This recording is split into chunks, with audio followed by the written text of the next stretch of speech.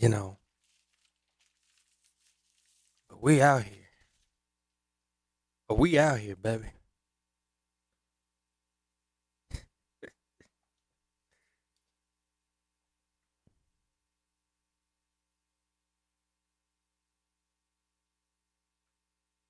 Get ready, motherfucker.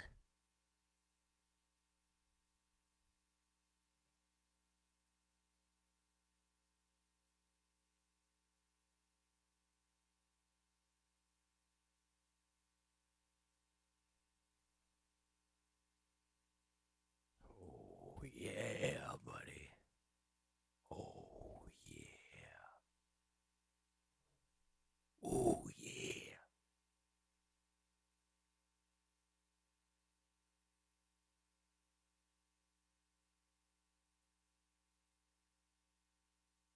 Wouldn't it be fun if the U.S. is buying Bitcoin and it scares China and Russia so they start buying Bitcoin, and we have an arms race over Bitcoin instead of over weapons? Oh, no.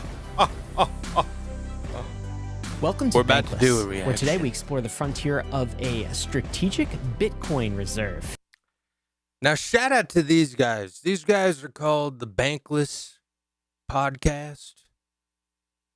And this is a hell of a fucking interview with what's her name? We got to check. Let's go check her name again. With Cynthia Lummis. Who is Cynthia Lummis? Cynthia Lummis is the one that proposed the Bitcoin Act. Right. And this was done, 4 months ago? The Bankless Podcast. This is a super dope podcast. The Bankless Podcast. That was my first time watching that. And you know what?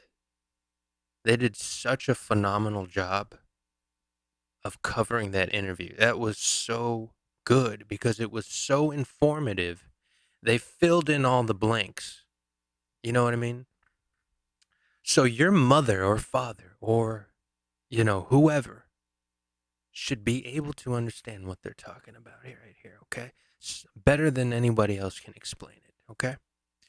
Shout out to the Bankless Podcast, an incredible podcast. And we're going to watch this interview because this interview is fucking fire, okay?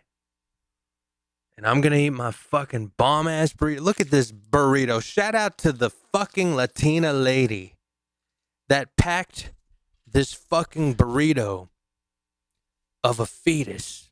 Look at this thing is like, go long. This is like football shit right here. Okay? I'm going to devour this. And we're going to watch this interview because this interview is fucking fire, dude. And it's 4 months old. I don't know how did I miss this interview? Anyway, let's listen on. This is Ryan Sean Adams. I'm here with David Hoffman, and we're here to help you become more bankless. So the question on the menu today, what would it look like for the U.S. to build a Fort Knox of crypto? That's the place in the U.S. where it holds all of its gold. And what if we filled that Fort Knox of crypto with 1 million Bitcoin? 1 million Bitcoin units. That would be 5% of the supply of all Bitcoin. Dave is laughing here, but this is actually not a crypto fantasy. It almost sounds like a fantasy.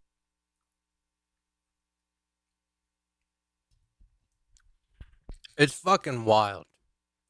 But guys, we've drew up the charts.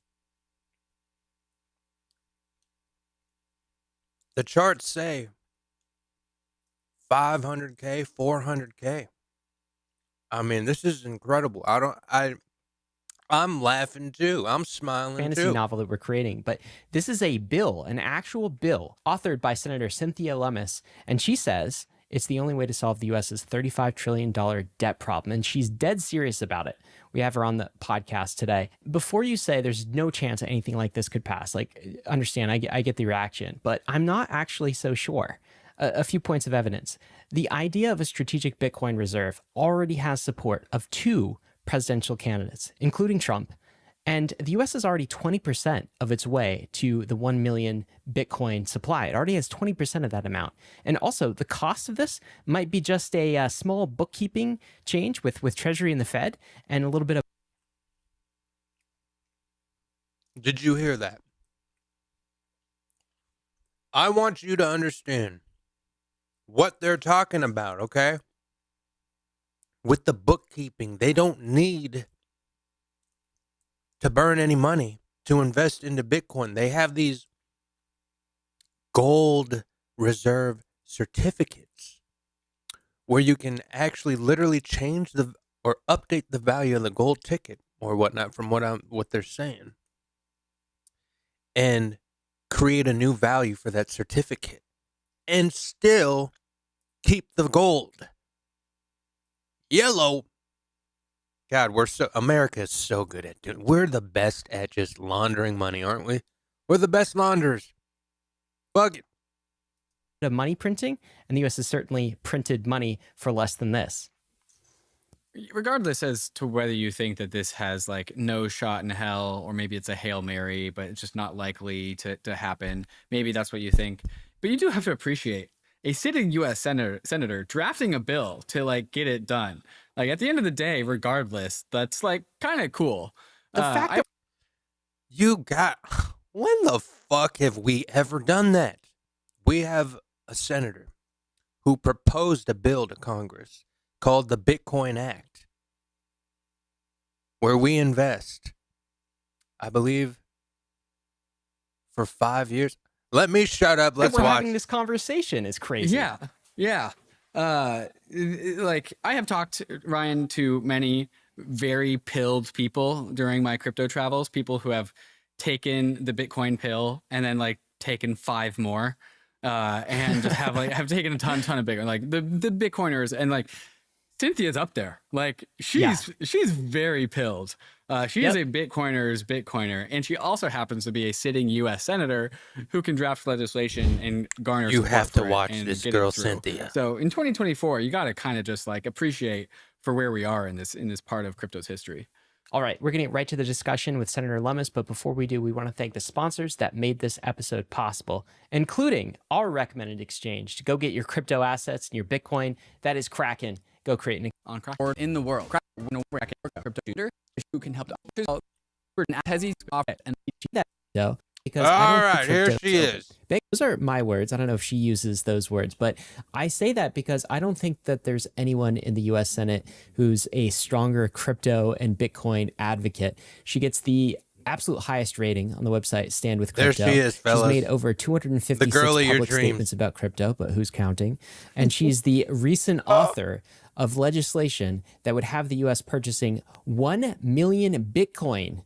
1 million Bitcoin in a strategic reserve. Hold on a second. Establishing a Fort Knox of crypto. Senator Lummis, welcome to Bankless. Thank you, Ryan. It's great to be with you. And David as well. You're in Argentina. I'm very... Bro, hold on. First glance, this bitch is a stoner. Let's go. Let's fucking go. Very envious. It is winter there. Tell us what the weather's like. Oh, it's stormy. You high as hell, bitch. Had to run home and I got very wet. If being from Seattle, it felt like home. Is the winter like there, or the prospects for weather getting any better, David, or is it just going to be like this for your entire stay? It's coming into springtime, but like Buenos Aires isn't so far south that there's any snow, so the winter here is like relatively mild. Dude, she's blown.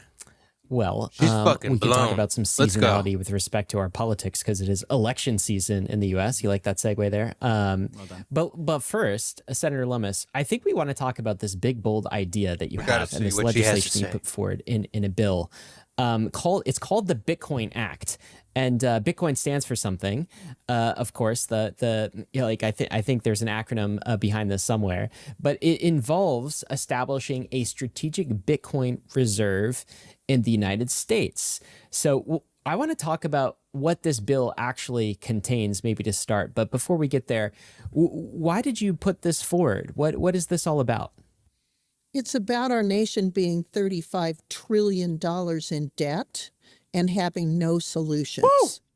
One of the things that made me run for the U.S. House in 2008 and now again come back to run for the U.S. Senate is my concern over having the U.S. remain the world reserve currency with our U.S. dollar, making sure that we have sound money, making sure we do not debase the value of the U.S. dollar, or now that we have gotten a grade F in all of those areas, how do we fix it?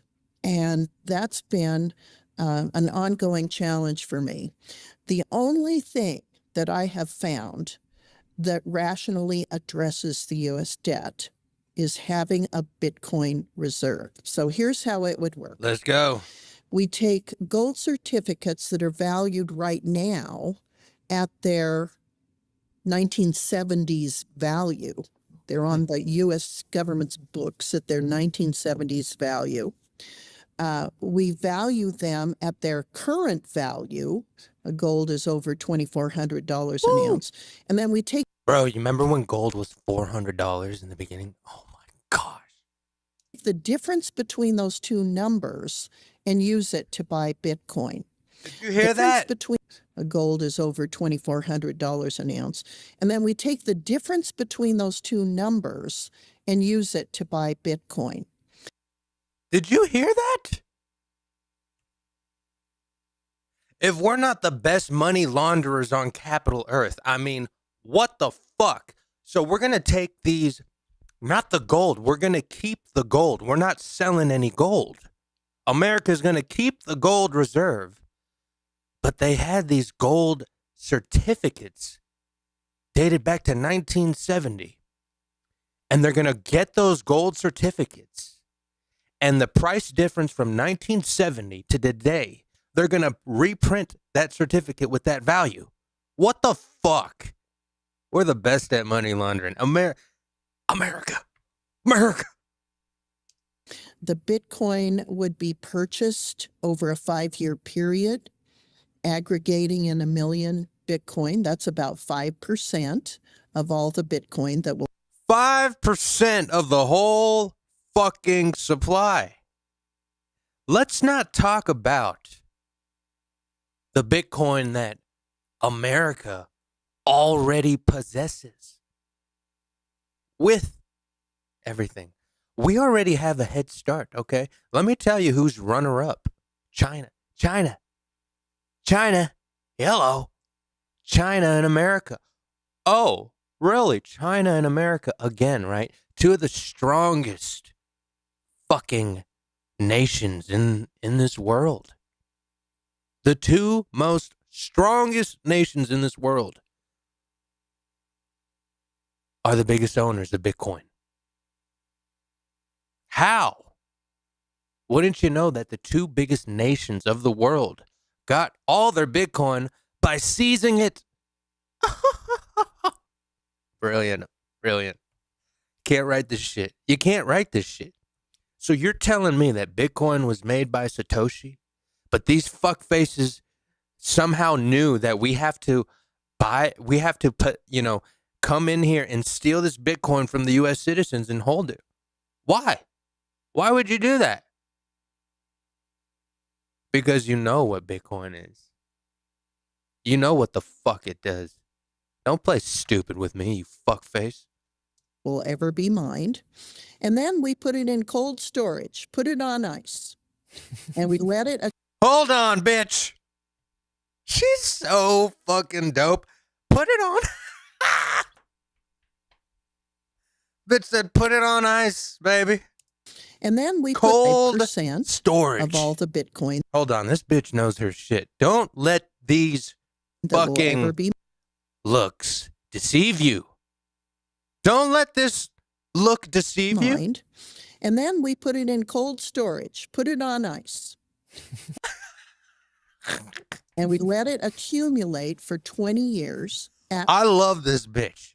She is saying all the right things. And this is what Uncle Sam and all the fucking goddamn 60-plus-year-olds, they need this bitch to talk to them. Okay? They're not going to understand it from me or you or their fucking children. No, but her? Please continue, ma'am. I love you.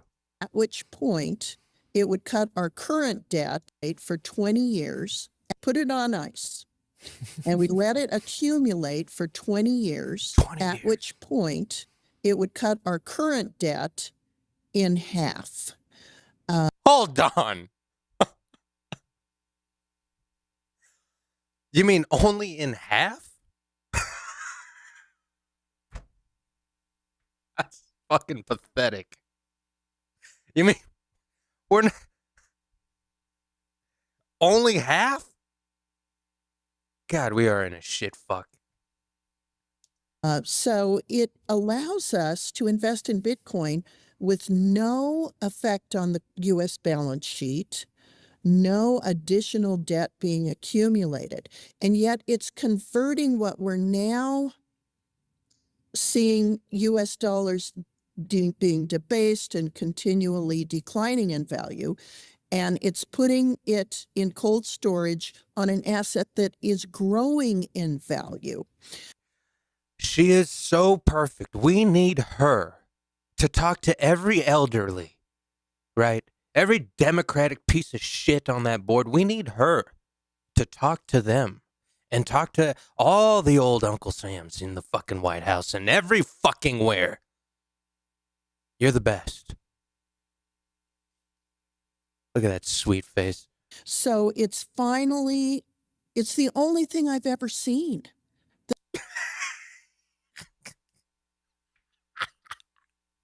This is so good. Listen, I don't know if this lady is a transplant, right? Or if she's fooling us all, but golly, I love this shit. To hear a lady like this talk about Bitcoin like it is the key, it is the absolute answer, it is the only answer. This is where it's at, baby. That addresses our U.S. debt. And I've been looking for this my entire career. And Yo, I've been, look, I can feel the tears. I can feel the passion. Is this good acting? Is this good, tough acting to acting right here? Boom. Hey, boom. Look at her. So innocent. So knowledgeable. So understanding. And so stoned. Wow. so I'm really excited about it because I know it'll work. I just know it'll I want to smoke one with her. I do. work. Look at this enthusiasm. I just know it's going to work. Is the main logic here, Senator Lummis? Hold on. If you're not high, that girl is high as shit. Look at her. She's ecstatic. And there's nothing wrong with being high. I'm about to get high right now. We're all just going to enjoy this.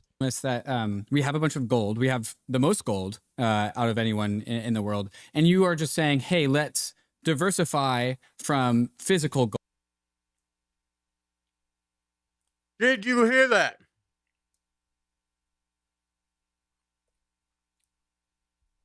We have the most gold out of anyone.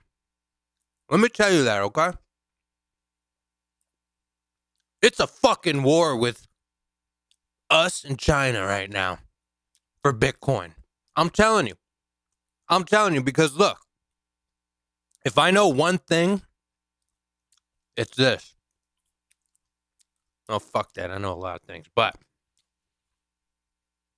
if America does the first move, guess who's buying filthy fucking seconds? China. Okay? China. It's going to be huge. Gold into also an appropriate and balanced amount of digital gold. Hold on. We got the gold and the digital. We are the best money launderers. We got gold, digital gold, and gold certificates. We just laundered the gold in 2 different ways. Well, interestingly, we can do this without divesting of any of our physical gold. We keep our physical gold. It's just these gold certificates that we convert to current market value and then put the difference in Bitcoin. What? So yes, it's a diversifier. Certainly it's a diversifier. But the great news is we don't even have to sell our physical gold to do it. And it doesn't affect our current balance sheet. So it allows us to keep these 2 hard asset stores of value. One of them is physical gold. The other one is Bitcoin, which is digital gold. And we hold them and let them grow in value. Now, what we know is since Bitcoin was created, its Talk that shit. value has Talk that shit, girl. Talk that shit. grown faster than gold. And Oh, yeah. Talk that shit, baby. I believe that will continue to be the case.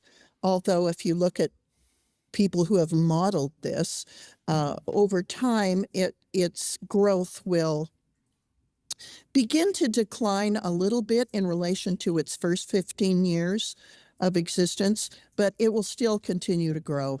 And hold on. Wait a minute. She just told us there's a fat dip. Did you see that? Did you hear that? She just slightly warned us of a fat fucking dip. You hear that? begin to decline a little bit in relation to its first 15 years. Hold on. Declining a little bit in relation to your first 15 years is a lot. Okay. Sounds like a 40% move to me. Sounds like a 40% move to the downside for me.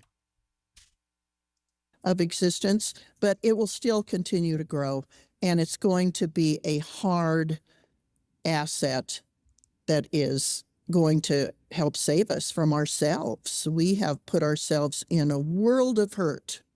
It is unsustainable what we've done to our. Can you imagine, right? The FOMO. Can you imagine the FOMO, right? Of retail, worldwide retail, of just everybody just diving in, because if America has a 20-year plan to buy Bitcoin, that just tells every American that the government, blah, blah, this knows that Bitcoin is a real deal commodity that's going to go bananas in the next 20 years. Smart people are just going to throw their money into Bitcoin. Okay? I mean, that's how this domino effect is going to ripple out. No pun intended. Ourselves with regard to the U.S. debt. And so while we're also growing this hard asset in value over 20 years, it's helping to underpin the U.S. dollar that we're allowing to be debased. So it kind of has a dual purpose. It's really fascinating. So it's like I think if listeners are wondering like where's the money come from like for this, you know, I want to just maybe repeat some of this back to you, Senator, and you kind of confirm that. Listen, shout out to these two guys right here, because these guys make everything make sense. Thank you so much. Let's listen. Like, I guess I was looking at how much gold the U.S. has. Of course, the U.S. has the most gold in its strategic reserve of any country in the world by a lot, like over 8,000 metric tons. It appears, at least this is according to Google. Maybe the U.S. has some other stored in other places. And what you're saying is like the 1970s book value of a lot of the gold certificates on the Treasury balance sheet. And of course, book value is just like, I guess, something arbitrary. It's maybe the 1970s locked into the 1970s price is a lot lower than the market value of those gold certificates. And so all we have to do is reassign that market value to what it should be. And then there's this excess difference in kind of like treasury cash, let's say, that we can use to go start buying some of the 1 million Bitcoin supply that your bill calls for. 1 million Bitcoin right now at like 60K per Bitcoin at the time of recording. Can you believe that? This was recorded 4 months ago, guys. Is about $60 billion.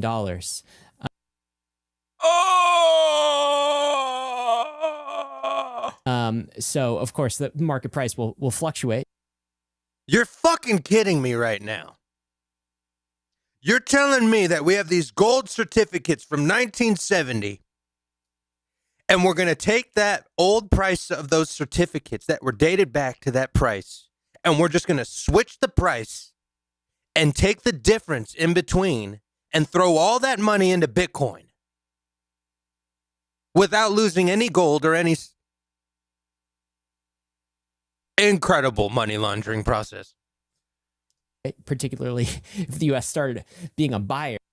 If that ain't printing money, what is? That's just printing money again.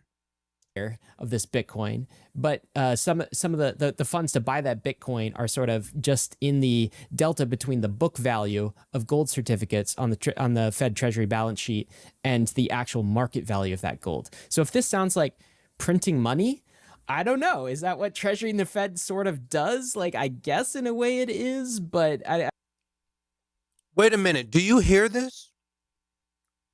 So this doesn't involve, this is America with the Fed.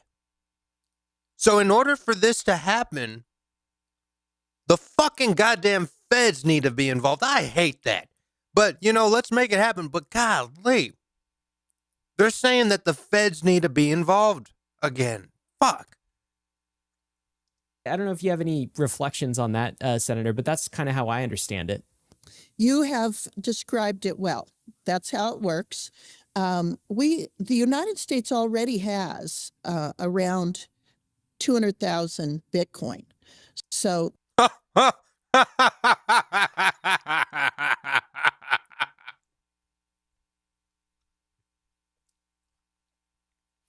do you hear that, guys?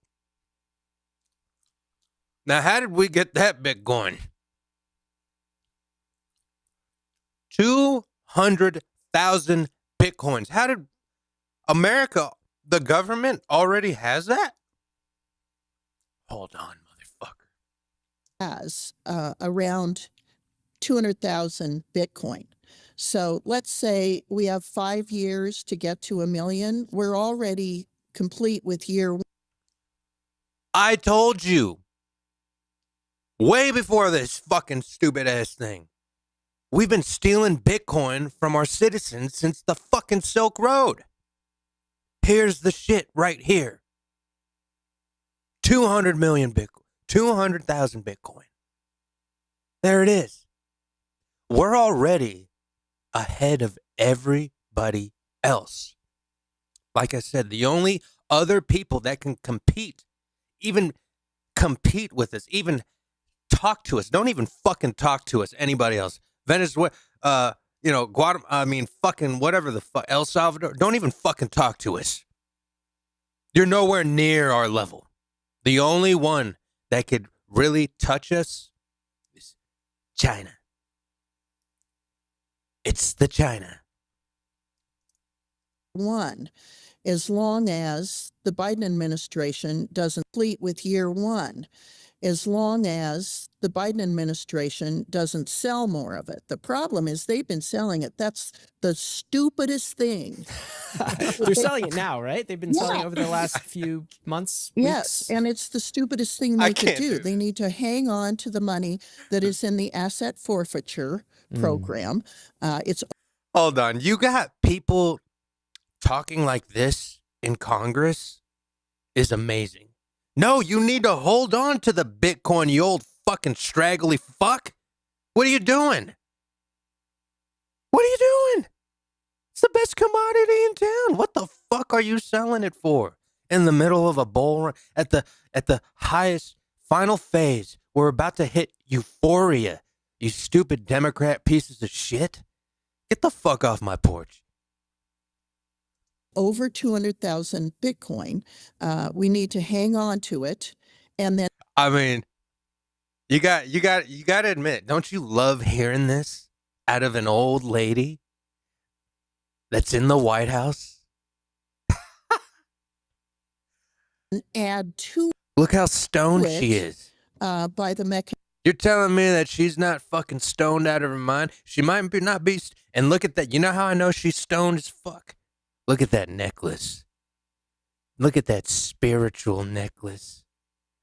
Look at that necklace that's really down to earth. Have you ever seen a politician wear a necklace like that? No. Her feet are planted on the ground, on the earth's soil, baby. Mechanism you just described. It is the difference or the delta between its book value and the fair market value of gold certificates. Yeah, if you're curious on that 200,000, by the way, I read the bill in its entirety. I don't usually read bills, but I just like wanted to be informed in this. And there's a section in the bill that says basically that asset forfeiture. Did you know, Bankless listener, that the U.S. has the most Bitcoin? I think still more than Michael Saylor. I'm actually not sure. I mean, he's got in the. We're almost equal. Okay, and this is 200,000. We have over 200,000. China's got, I think, 100. Wow, hold on. This motherfucker Michael Saylor is on the government's asshole.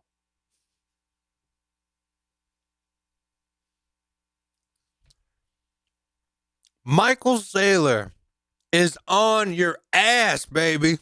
I mean, he is in the race. It's fucking incredible, dude. I can't even believe that one guy. 190,000, so they're almost as big as we are. That's Whoa, hold on. And China's got, I think, 190,000, so they're almost as. So she said China's got, we have 200. China's got 190.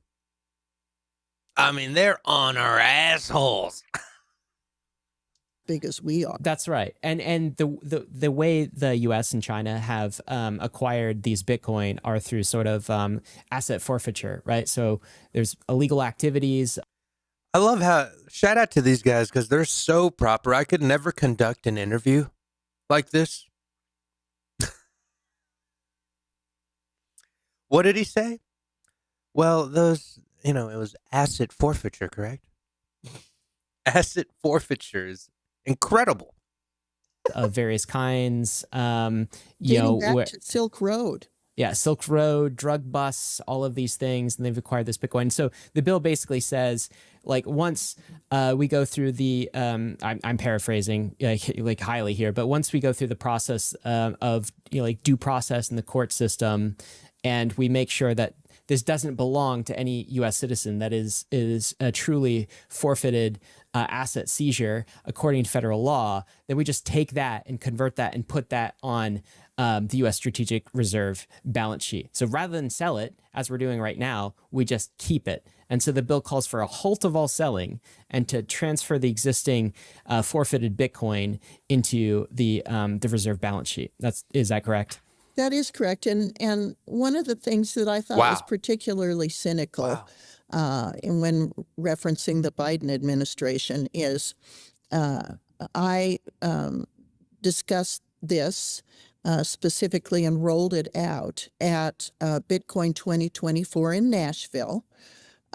President Trump came in and advocated for what he called a Bitcoin stockpile, a strategic stockpile. Robert F. Kennedy spoke advocating for an even larger strategic Bitcoin reserve than I proposed. So here are three people that are definitely not in sync with the Biden administration. And the Biden administration doesn't want Trump to be elected or RFK to be elected.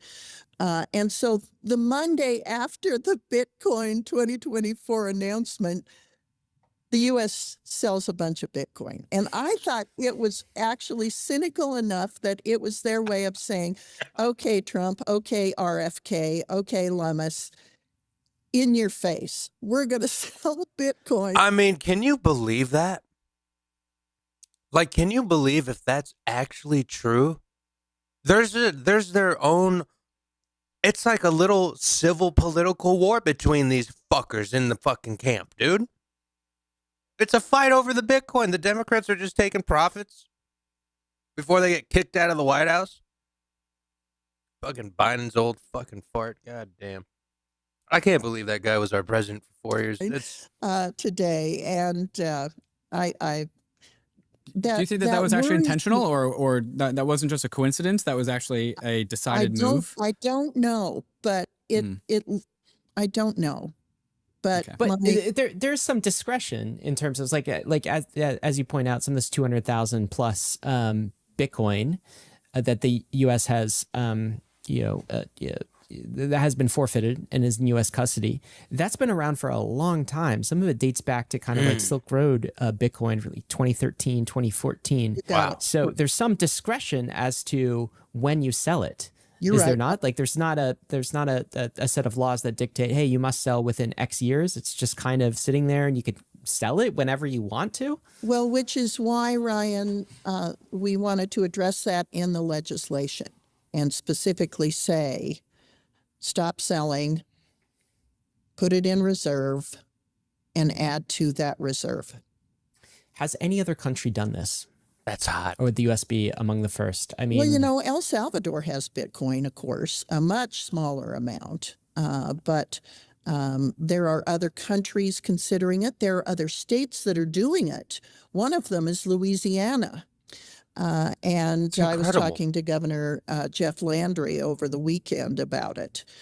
So there are states now. Can you believe that? Not only just, right? Excuse me. Not only just the Bitcoin reserve, but can you imagine every 50 fucking states? Oh my gosh. Not just the fucking reserve, but all states going in on one too for their state. Wow. That is some fucking shit right there. Either through their pension funds or other asset diversification goals that are buying Bitcoin. So there's states, and by the way, there's a section in this bill called like voluntary state participation, right, where individual states can kind of jump on this, and I assume because part of the bill we haven't talked about, I'm sure we will, is kind of the setup of a complete self-custody of the U.S. government. I call this kind of like a Fort Knox type of setup environment with cold storage, cutting edge stuff, the best of the best. And I assume the voluntary state purchase of this is basically states, if you're Louisiana, if you're Texas, if you're, I'll give a blue state, if you're California, you can go purchase Bitcoin and then maybe store it in kind of the custody situation that the feds have put together? That's correct, because the bill proposed... Holy shit. It just hit me, guys. Guys, I said in this fucking podcast like a month or two ago that in the future, countries will be going to war for Bitcoin. And I'll tell you what, we're going to have an incident where this thing just fucking tanks and they're going to blame it on a hack. I already see it coming.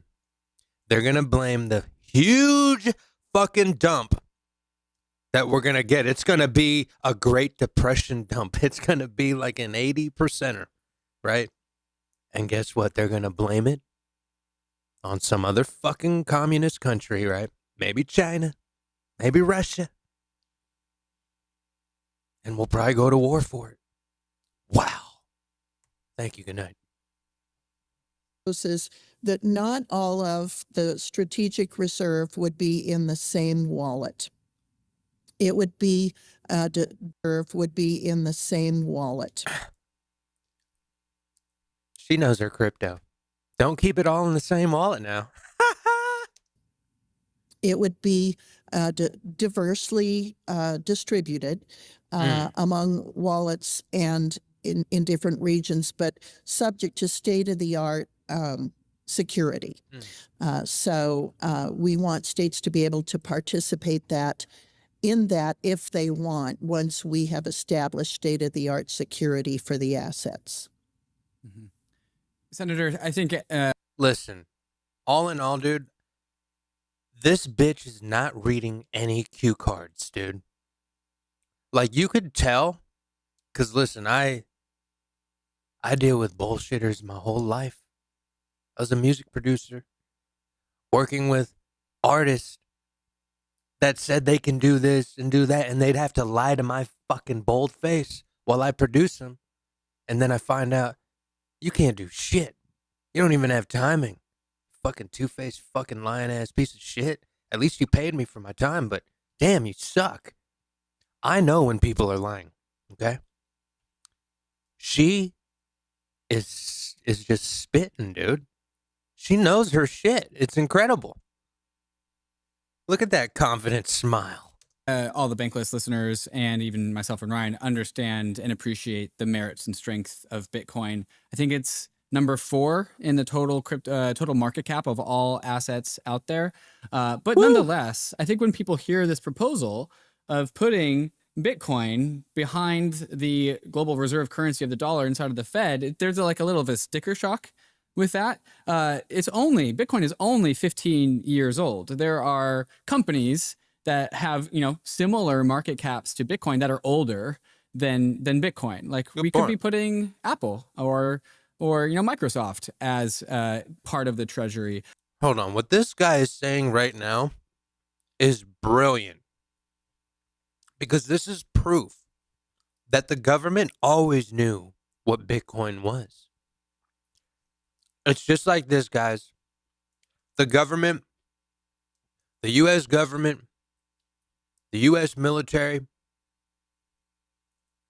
for 50 years, have ridiculed every goddamn UFO believer. Okay? For the last 5 years. And in the last juicy year, they've been promoting UFOs like fucking crazy. Why? Why? When for 40 years you ridiculed every fucking drill sergeant, every senior staff sergeant, every fucking airline pilot that has seen phenomenon, and you've ruined their reputation and all this, and now you want to promote the UFOs. Why? Because you're setting something up, you piece of shit. Okay? And it's the same as Bitcoin. For fucking 15 years, Bitcoin, what was it? You were ridiculed. Oh, you're a scammer. That's a scam. Oh, that's all for illegal activity. No, don't buy that. That's not a commodity. That's not a real asset. Oh, really?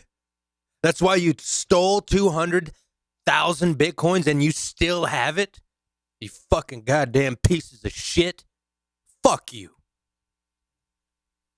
Why do you think Bitcoin is ready for like the Federal Reserve level prime time? Why do you think it's time for Bitcoin? And why now? And this is how you know, okay? This is how you know this is all one big fucking shit show of a game that they created. Because why? The Fed is involved. So we're going to create a decentralized zone, right, in America. But the Fed's involved? Suck my fucking cock, you son of a bitch. Well, Bitcoin is not issued by government. It's not particularly regulated by government. So as a asset backing up a fiat currency that the U.S. has, it has characteristics that make it in many ways a harder asset than, say, a U.S. stock like Apple. And it is such a different asset from the U.S. dollar, from any fiat currency. Because of its scarcity, there will only be 21 million Bitcoin ever mined. And it's Talk your shit. Talk your fucking shit, girl. Designed to be a hard asset. It's designed for scarcity, that it provides a certain underpinning that the U.S. dollar doesn't have. During a 22-month period during COVID, The United States printed more dollars than had ever been printed in the whole history. And where did that money go? With the unemployment money, straight to crypto and Jeff fucking Bezos. Amazon had the year of their fucking lives, okay? Of the United States. And so we've proven ourselves incapable of disciplining ourselves when it comes to preserving the value of the US dollar. We're continually debasing the value of the US dollar by printing too much of it and by spending too much of it. This is an asset where neither occurs. Woo! Okay, talk your shit. Because it is so completely distributed and so divorced of a government edict that it is a true diversifier. What's interesting about this too, and let me know if this is some of the logic behind this, Senator David's question of like, well, is it too early to do this? There's an element, and we know of crypto holders, right? We're all here early. Everyone listening to Bankless it's still early, guys. It's still early. If you wait until G7 countries and China has purchased it, right, then it doesn't have the prospect that you opened with, Senator, of kind of reducing the $35 trillion. What a fucking great point. I love that guy. He's really putting it into her. Yeah. Yeah. So we need to do this now, bitch. Get on it. Hole that the U.S. is in, right? you wait until Bitcoin. Yeah, you got to be, if you're trying to actually have the value accrual appreciate to the U.S. and knock out this $35 trillion debt that we have, then you have to be on the front side of this, or else like the plan doesn't work, right? So we're talking. Or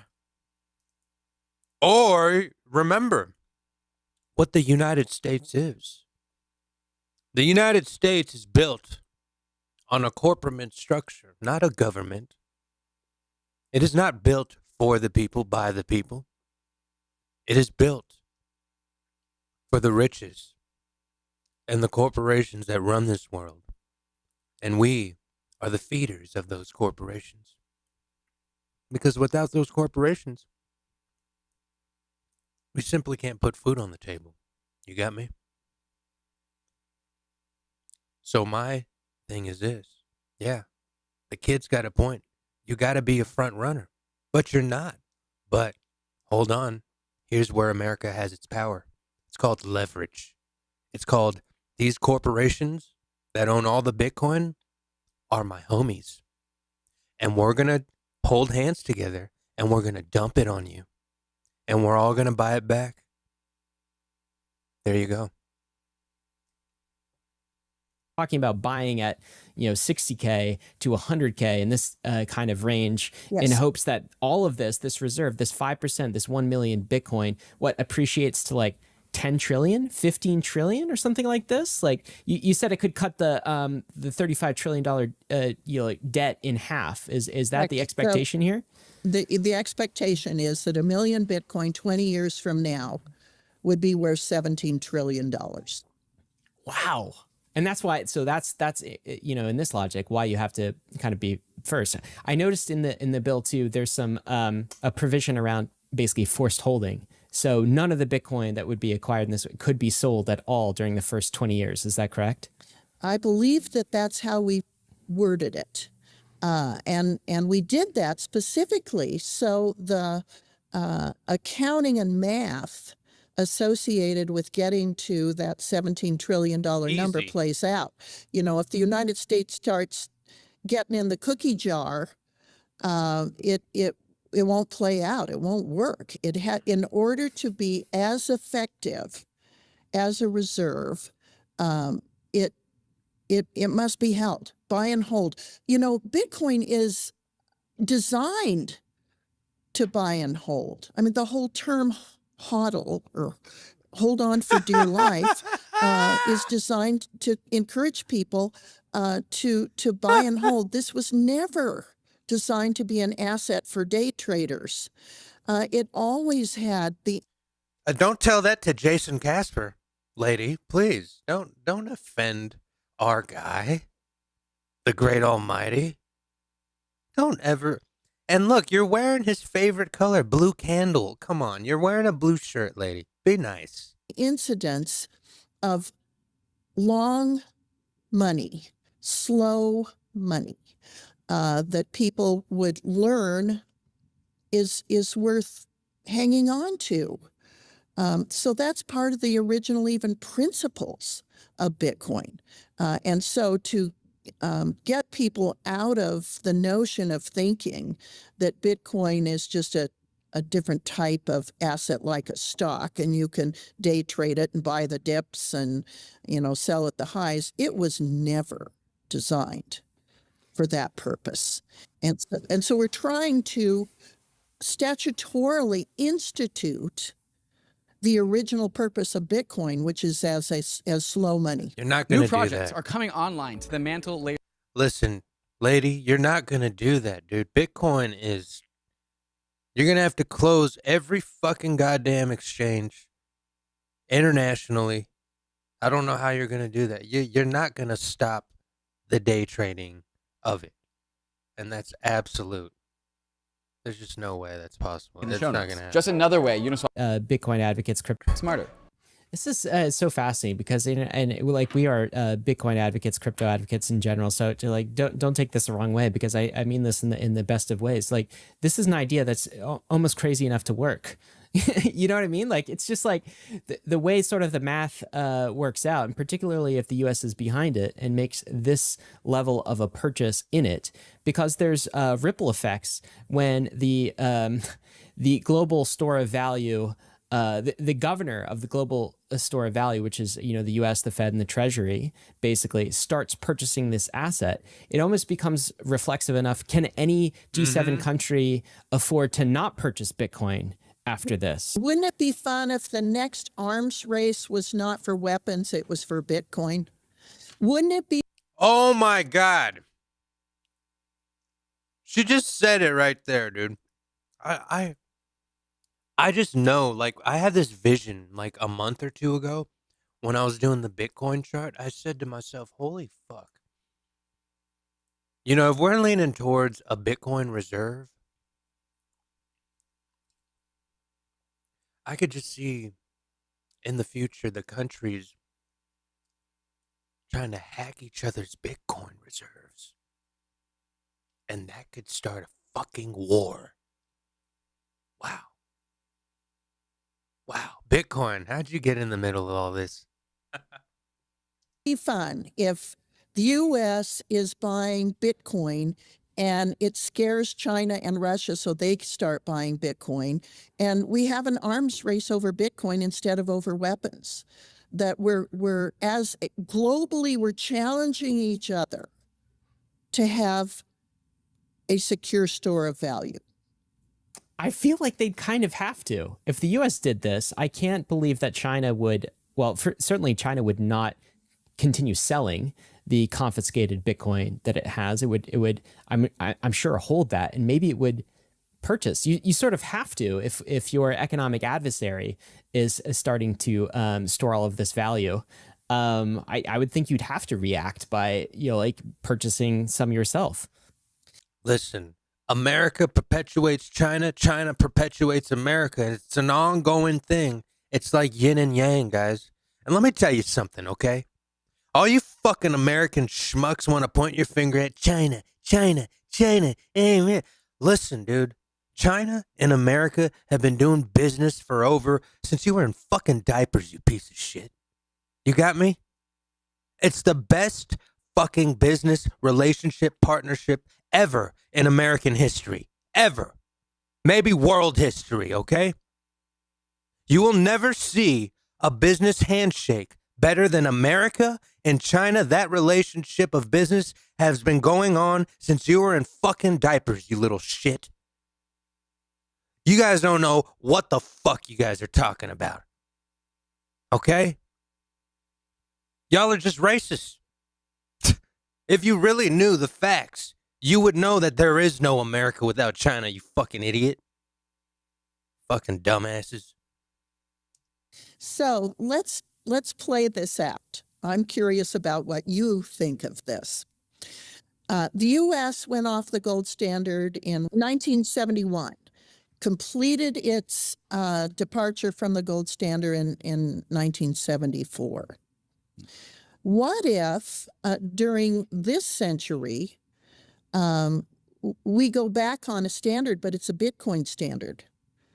And so we have, yes, we still have our gold, but we now have, in addition to that, another hard asset, a digital gold, Bitcoin, that is growing in value and can underpin the U.S. dollar and preserve the U.S. dollar as the world reserve currency. That needs to be one of our goals too. You know, the whole world is going to be having digital assets. I believe in your lifetime, not in mine maybe, but Ryan, you and David are young. I think in your lifetimes, all assets are going to be digital. And it's important that the U.S. lead in this area. You know, we've always been the innovator. We've always been the leader. And right now we've been kind of hesitant, sitting on our hands, and people in Congress don't know what this is and they don't want to lead. That's not American. We always lead. And so when we see countries, David, you're in Argentina, you're at a big Bitcoin conference or digital asset conference. It's because the world is yearning to have somebody lead in this area. You know, the European Union's ahead of the United States. Singapore's ahead of the United States. The U.S. needs to lead in this area, and we haven't done it for some reason. We just don't have our act together on this. So, well, because I'll tell you why they don't give a fuck. It's because we've been fucking. The U.S. relies on tax dollars. They already have their money laundering system. They don't need that. They've had the tax dollar system for years, centuries. But now you throw Bitcoin on top of the tax thing. Golly, they're just gonna militarize space like crazy.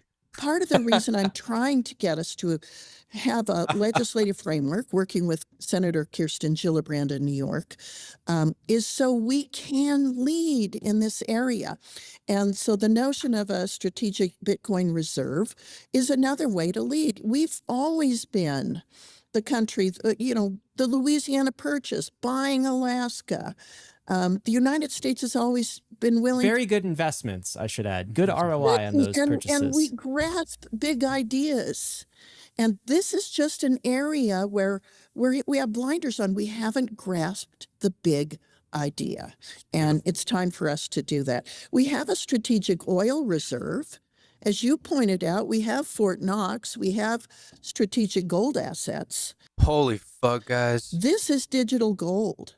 This is even more of a hard asset than oil. Why would we have reserves in those assets and not add the most formidable digital hard asset on earth? And that's Bitcoin. I fucking love this bitch. I think we definitely appreciate the I love Congress people, senators, regulators who have the foresight to lean into this industry. When you call this a strategic reserve, and like you said, we have a strategic reserve about oil, so it wouldn't be the first strategic asset that we have. Right. But when you talk about leading, being first, there's something magical about being first to Bitcoin. And I wonder, like, how important is being like the first government to actually lean into Bitcoin? Like I said, like you could just we should have a strategic reserve of oil, but like we're not first to that. How important is being first here to you, to the strategy part of the strategic reserve? Like how much magic would be lost if we were like third or fourth, in your opinion? Well, certainly we would lose the advantage of being the first world country to start accumulating Bitcoin at a price that is the lowest it's ever going to be in the long run. And so we have a strategic advantage in that we are buying low. And Furthermore, it is our way of Man, if this is buying low, wow. acknowledging that this digital economy, including what what constitutes money, what constitutes a store of value and a means of exchange, are part of that digital economy. In fact, the first part of the digital economy. And the first utilization of Bitcoin, or rather the blockchain, that launches this whole new Web3. Hold on, she said Web3. You got a congressman woman saying Web3 is nuts. That's a first. That is a first. Nobody right now would say, gee, I wish we would have waited with adopting the internet until 4 or 5 other countries adopted the use of the World Wide Web and the internet. We saw that it was going to be a game changer. And we let it run. We didn't interfere in its regulatory life until later. Now we're grappling. You see what she said right there? We let it run. Did you hear that? We let it run. They knew what it was. They knew what it could do. They released it to us. Just like they release, drugs in those neighborhoods that they want to release those drugs into, right? Just like they release Bitcoin into the United States and all over the world, right? They let it run. Thank you. With privacy considerations and such on the internet. But initially, the potential of the internet was sort of recognized and allowed to exist. How is it that Bitcoin's any different? When we see something this transformative and that basically transitions us from the internet economy, sort of Web 1, Web 2 is sort of social media where you and I interact, and now we're going to Web 3. And really, the digital assets are the transition to. When you have Congress,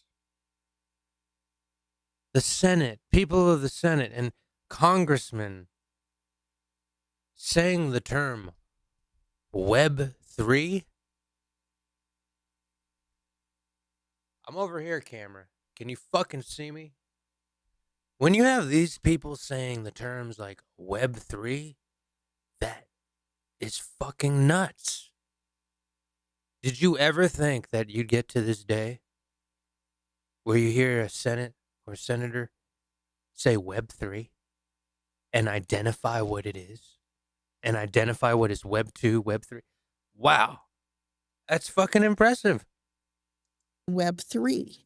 And Web 3 is going to be huge in terms of protecting private property rights on a tokenized blockchain. So this just seems like the logical progression. We know what's happening. The United States innovators are the leaders in this. Why would we let our government sit on its hands and watch other countries, the European Union and Singapore and other countries, take the lead from us on this when we absolutely know what's going to happen? Woo! Talk your shit, bitch. The absolutely know what's going to happen part. I want to double down on that. Yeah, let's double down. Good job, buddy. Get her ass. Sometimes when I try to explain people the value of Bitcoin, I use the metaphor of it's a game of chicken. There's only 21 million chairs out there, and it's a game of musical chairs, and there's like a lot of capital in the world to play this game. So like say we start buying some Bitcoin, we get our digital Fort Knox up and going. Do you expect that to create like this game of chicken between nations. You expect like the next thing to happen to have like the European Union to China, all these other countries to like also be buying Bitcoin? I don't know that it will happen, but I think it could happen because I think that observers of Bitcoin, its qualities, the fact that there are more nodes all the time, all over the world. I am so impressed with the terminology, right? With this lady right now, the nodes. It's brilliant. I fucks with this chick, dude. You got my vote. And every time there are 100 new nodes, this asset gets harder. It hardens the asset because every single node has the entire Bitcoin blockchain on that node, whether that's nodes in Kathmandu or San Francisco. And so because that asset can't be stolen or forged or replicated in some way that's inconsistent with its core value and its blockchain, it's just going to become more secure and hardened and valuable over time.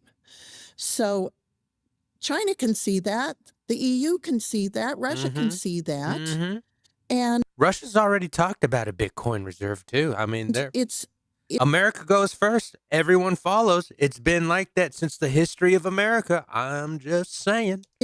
But the nice thing is it's also infinitely divisible. So, and you don't have to carry it around in your pocket and worry that somebody's going to steal it or you're going to be robbed.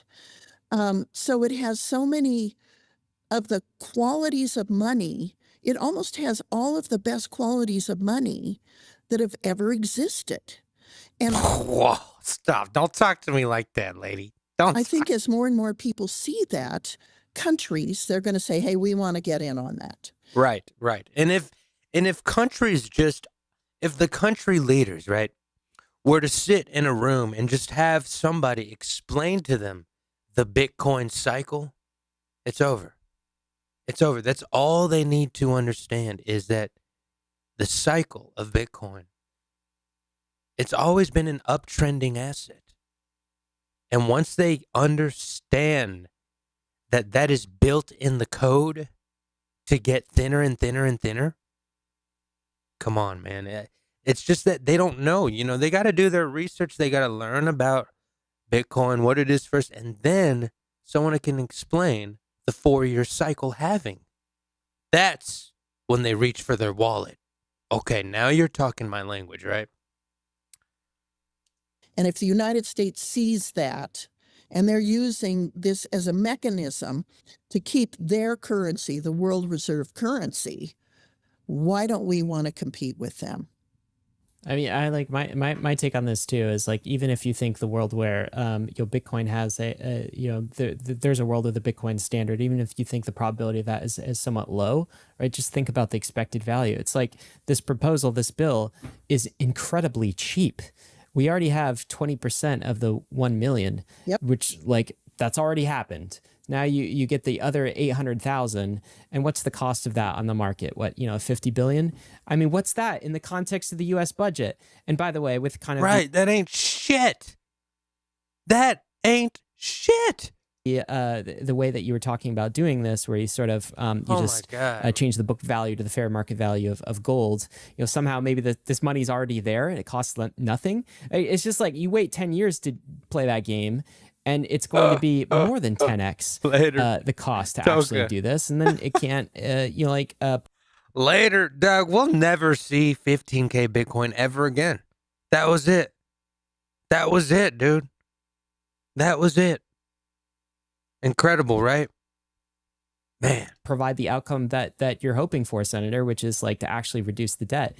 There's some other cool things as part of this bill that I just picked out that I really liked. One is this whole Fort Knox for Bitcoin comes with proof of reserve. So, kind of thought through that. So that would be, publicly accessible. That was included in the bill. I really like that. And then also there's this establishment of the right to self-custody that I felt was important. So the bill is also affirming self-custody rights of private Bitcoin holders. So if you are a U.S. citizen, you hold some Bitcoin in private keys, then this bill just cements that as a right. The government cannot infringe upon that, which is important because we have that by proxy through the Constitution, the first 10 amendments. We don't actually necessarily have it in law codified that U.S. citizens have the right to private keys. Can you talk about that last bit a little bit? How does that mesh with the entire strategic reserve strategy here? That's interesting. Yeah, Ryan, it's the sovereign individual.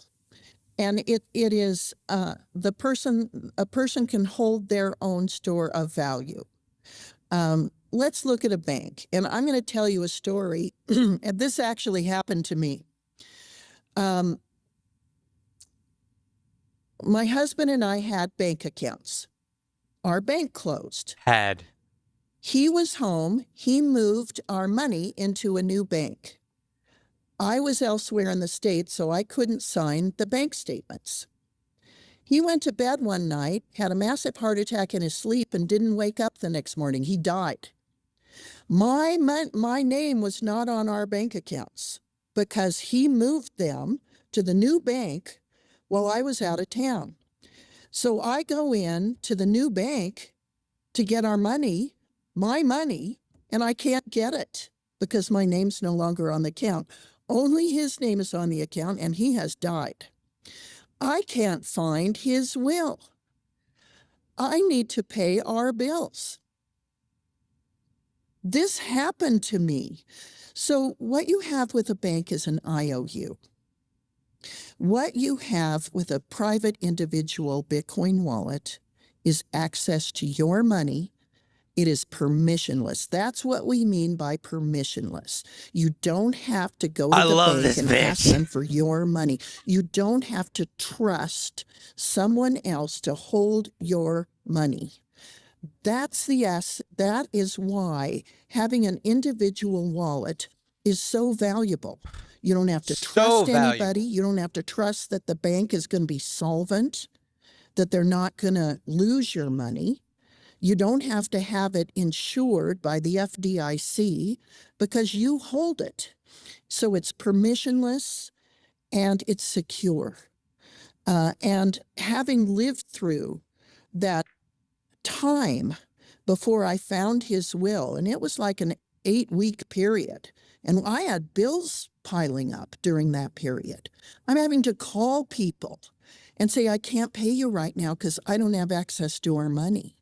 And I'm still looking for the will, and I'll pay you when I can. It was a horrible experience, not just because my husband died suddenly and it was such a shock, but because my finances were not available to me. So I have, deeply personal reasons to want access to private wallets. Listen, whether that was fake or real, incredible analogy, incredible story. She's killing it. She's been killing it. She hasn't pissed me off one bit yet. Golly. The sovereign individual. And I want to make sure that people around the world who are living in totalitarian regimes, who they can't trust, I want to know that when someone in the United States sends money to their mother in, some corrupt country, that they can get it on their You see how she had to stutter, some corrupt country, America? phone and hold it. That they don't have to trust anyone else to get this asset and hold it and protect it. That's the value of the individual wallet. And I can't stress enough how strongly I feel that that's a quality we must protect. That's part of the reason we're doing it legislatively. Well said. You're protecting the right of every citizen to go bankless. I mean, that's exactly what this citizen. How about human fucking being around the fucking world, buddy? Come on now. bill would be doing too. Okay, so we've talked about the bill. How did it go? So I think crypto listeners here are obviously we're very Dude, she's so stoned out of her mind. Look at her. I mean, she's blitzed. excited about like all of the things that you just talked about, Senator.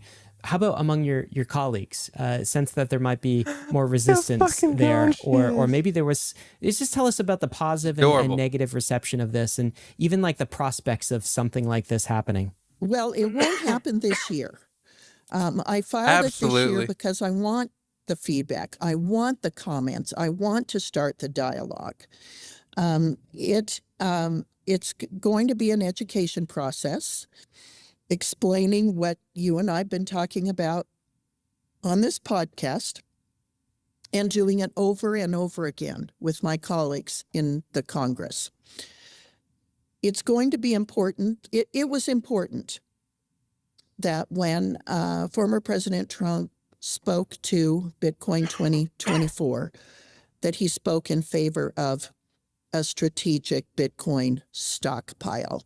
It indicated to me that he knows the difference between Bitcoin and other cryptocurrencies, digital asset, and they have their own value and they have their own place in this world. But Bitcoin's place is more like digital gold. So True that. first it told me he knows that Bitcoin is digital gold. And As crypto degenerates, all we're trying to do, right, is make sure that they are saying the right things, because we've been here, right? So it's like we want to see if they're trying to manipulate us, right, and trying to tell us something that isn't, right? And so far, I want to ask you guys, do you think this, what do you guys think of her? I mean, what is the consensus? What do we think, man? Give me some bars, man. Chat. Type up on the shit, dude. that he Let's see. recognizes the importance of having a strategic reserve, a buy and hold, slow money approach to Bitcoin. The same was true of RFK. He obviously gets it as well. And so the fact that he has not only at the Bitcoin 2024 conference articulated advocacy for this, but has done so repeatedly over time.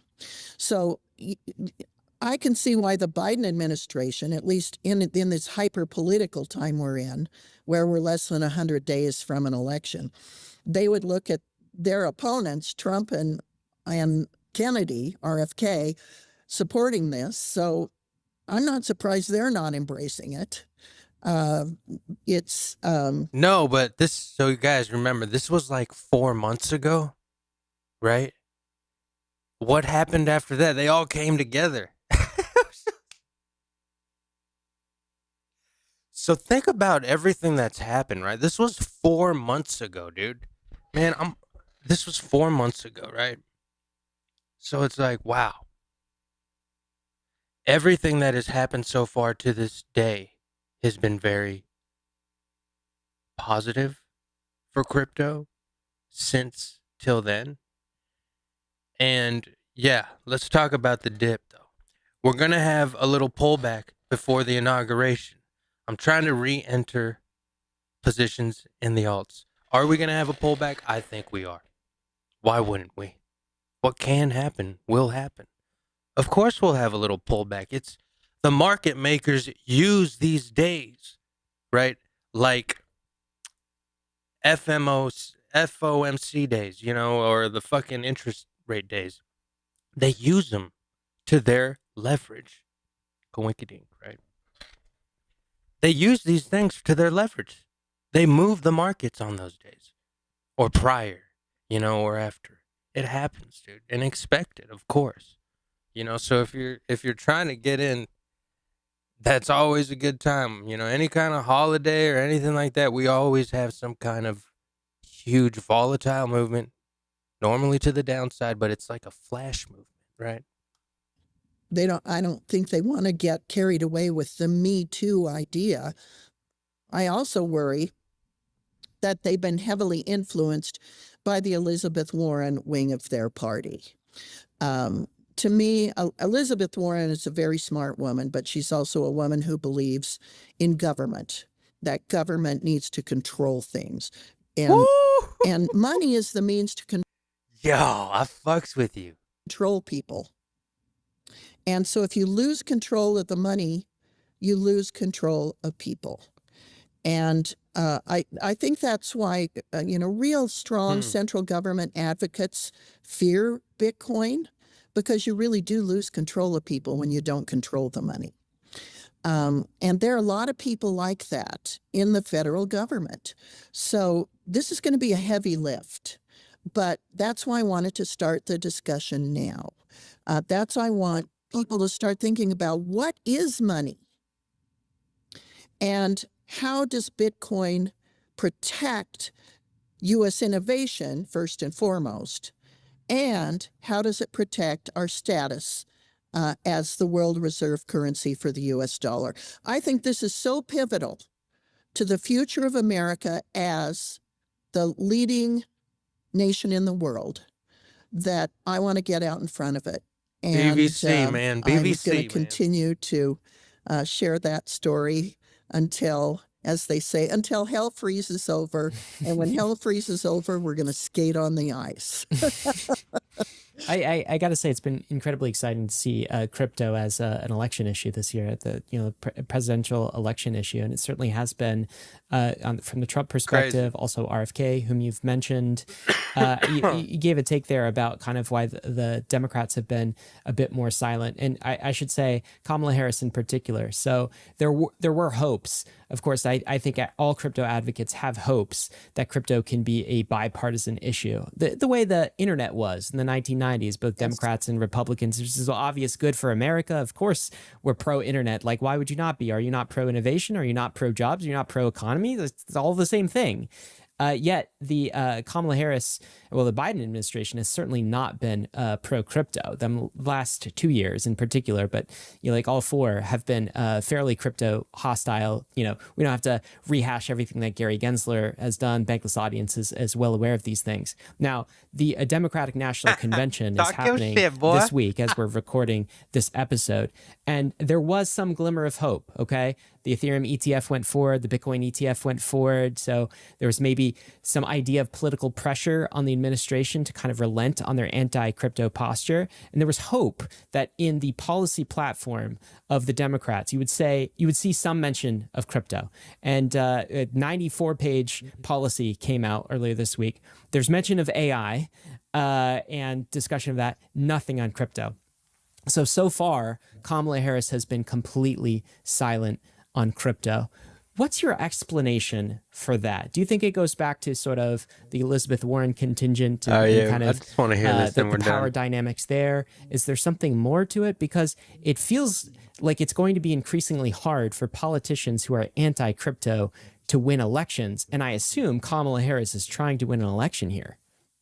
Well, I hope you're right that politicians who are anti-digital assets find it rough to get elected, because this is and we know what happened after that. Kamala Harris lost, and she deserved a loss. She looked lost. She looked lost up there on the stage. Every time you put a camera on her, she looked fucking lost, like a fucking clueless fucking bitch from Clueless. Golly. Anyway, guys, amazing.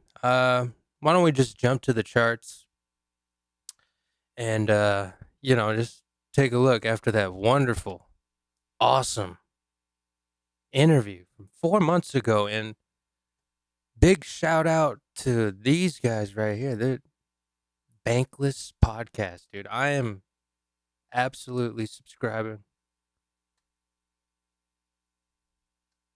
That was fire.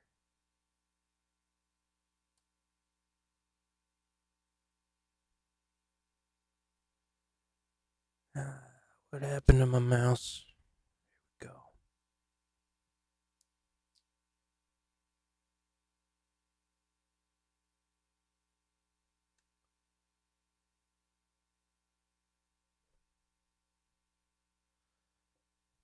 All right, so what are we looking at here?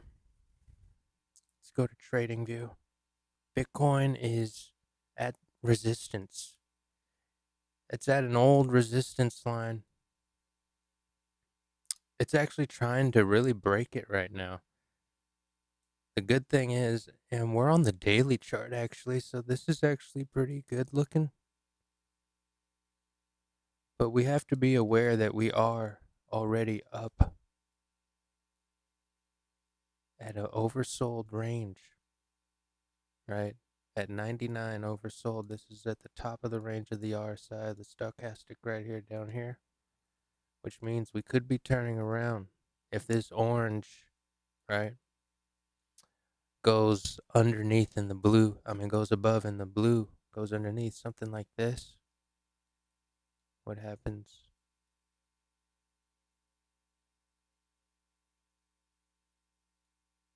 Right there, boom. We get a dip, bam, to the downside, right? We are here, but one thing that can happen, right, is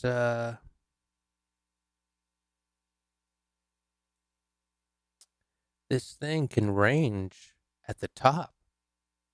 And when it does something like that,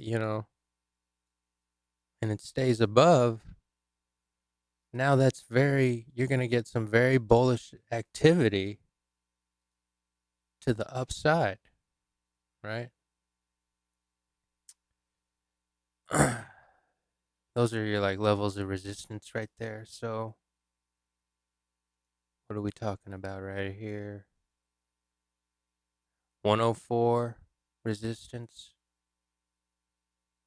We need support right here at 98K. We need to find support above 98K, right? And if we don't, you could see that this blue Bollinger line, it kind of tells you where we're going to go. We might create a hump like this, go down. These will turn. This will go downward. This will cross. That would be the downward indication, right? But what else can happen is actually this can go down, right? But that blue line, it could tap the blue line and just jump. And now all of a sudden, this Bollinger is turning up. This thing goes up, and now we're heading up, right? We're finding support here.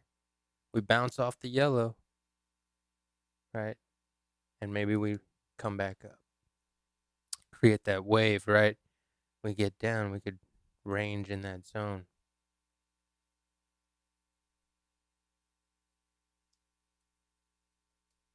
But let's zoom out. Let's do a zoom out, right? We're on the daily. Remember, when you look at these charts, guys, you always go in and out of these time zones, Your time frame is your mind frame. You know what I'm saying? You have a different mind frame for each time frame. Do you understand what I'm saying? Okay. Each time frame possesses a different kind of mind frame, okay? When you're on the daily chart like this, you can be more consistent with the direction. It'll be more honest to you and less deceiving, okay? Because it really starts respecting trend lines on the daily, right? When you zoom out, trend lines really are revealed and respected, right? So that's why it's nice to look at these 4-hour charts, because it's like looking at everything. It's like, biology class. You're looking at a microorganism. Right now, we're just zoomed out, right? 3-month chart. Look at this. Interesting to look at Bitcoin, right? 3-month chart. Each bar is 3 months. Look at this bull run. Boom, boom. That's 6 months right there. Let's break it down into a month. What does it look like now? Okay, now you can see that double top, what that looked like. Right? And look at that. That's a wedge. So this is us now. We came across, right? came across, this is the Shmita 15K right here. Okay. I want you to really look at this, guys. Okay. Because I'm going to change the chart right now. I'm going to go to a different Bitcoin chart. Right. And I want to show you this chart. Let's get rid of this. Just practicing my little bearish, bullish divergence captures. But we come over here and we take a look at the history of Bitcoin. Okay. Let's just review the history of Bitcoin. Okay. The 2012 halving, we had an 8,800% increase. I want you to take a look at the characteristics and the patterns of each halving that we've had. 8,800% increase, 2012, fuck, I can't even talk. 2016 halving, right? 4 years later, the halving happens. Now, the bull run on that increase was 2,500%. So we go from 8,800 to 2,500 because we went from 664 to 17,000. Okay. The next bull run, okay, the 2020 bull run, we do a 600%. So look at that. We go from 8,800 to 2,500 to 600, right? So do you see the characteristics, okay? Yes, we go higher in price every time, but each halving, the gains gradually get smaller. Do you see that? Do you see that? This is not something I'm making up. I'm just following the physical, actual candles on the chart, okay? Each halving, the increase, yes, the price goes crazy, but the increase gets lower. Look at that. We boiled down all the way down to 600% in the 2020 halving. So what are you going to do this year, right? But wait, we have so many variables, right? We have so many variables, guys, that are just ETF, the Bitcoin Act. I mean, we have a crypto-friendly White House.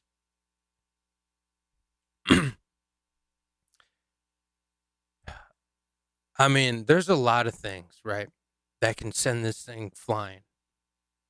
But we need to understand that the charts never lie. And we don't listen, that YouTube video was fun and all, but we don't really listen to that stuff, okay? We need to rely on this. If you want to win in this game, rely on the charts, not the news. The news will lie to you, okay?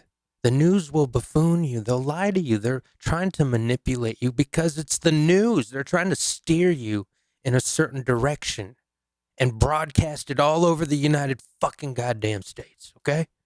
Because they're trying to manipulate you. So don't listen to the news. It's great entertainment, okay? Listen, that shit we just watched, it was great entertainment. But this is the real show right here, okay? Fuck that. This is the real show. Now, you want to take out the Bollinger Bands. You want to come to indicators right here and type up BOL and smash that Bollinger Band right there, okay? And this thing is going to pop up. The Bollinger Bands are going to show themselves like they are now. And put yourself on the monthly candle right here. You smash that M button. That means 1 month per candle. Now we're going to come down and I'm going to show you every bull run. I've already marked it out for you. I already fucking did all the bullshit work. Right? Every time the Bollinger Bands drop their panties, we go on a tear. This is a monthly candle. 1, 2, 3, 4, 5. Bollinger Bands dropped. After that, what happened? 1, 2, 3, 4, 5, 6, 7, 8, 9, 10, 11. 11 months until it hit its all-time high. Okay, let's go to the next bull run. Okay. And what happened when the Bollinger Bands came back here? What did it reveal? Oh, would you look at that? The market bottom. The whole Bitcoin halving cycle market bottom. So what I'm trying to tell you is I just told you when and how to find the market bottoms and the market tops. Thank me later. I'll give you my wallet address later.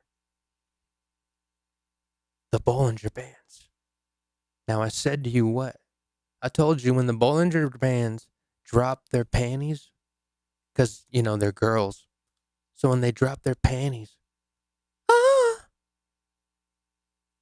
what happens? What happens up top? Oh, deuce. Wait, what's that? That's 1, 2, 3, 4, 5, 6, 7, 8, 9. 9 months of euphoria. Hello. Let's move on to case number 3. Oh, yeah. And the Bollinger Bands came back. What happens when they come back up? A market bottom. Look. And then what happens when they fucking drop the panties? Let's count. Right when they drop the panties. 1, 2, 3, 4, 5, 6, 7 this time. And then 1, 2, 3 months of going down, and then 1, 2, 3, 4 more months. This was an extended bull run. Remember, we went up to 67K or 66. We dropped down, came back up, hit the 69. Shmita. Right? Here we go. Here we go. Shmita's over. We come back up. Now look at these huge Bollinger Band fake outs. Golly, these are huge, massive Bollinger Band waves. Okay. Now 1, 2. It looks like we're creeping back up, right? We could be due, guys, for a big dip. I'm just saying, we could be due for a nice fat dip. Okay? But just know,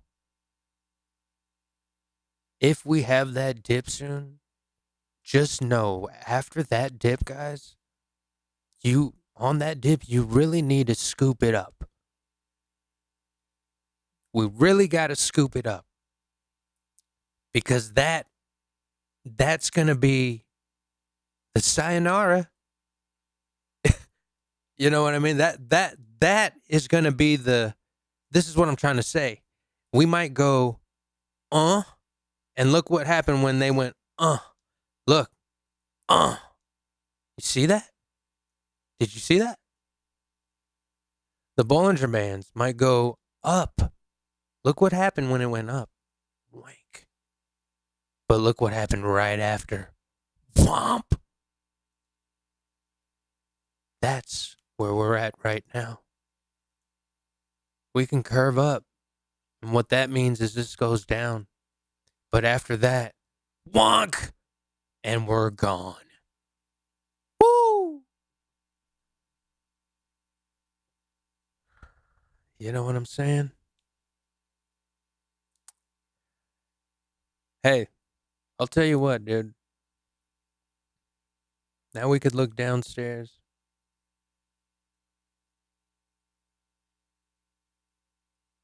And we're in that zone right now, dude. We're in the zone of this thing could dip, but right after it dips, dude, we're gone, dude. Because we're about to head into the bull run. This area right here is bull run area, okay? right here, bull run area. Right here, bull run area. We are right about to jump right in.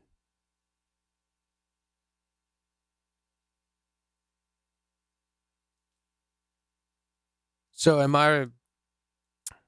Let me know. What do you guys think? What do you think, dude?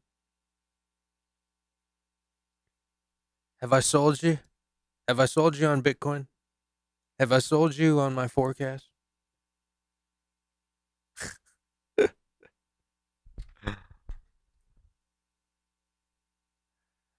And that's how I see it, dude. And look, let's get in there.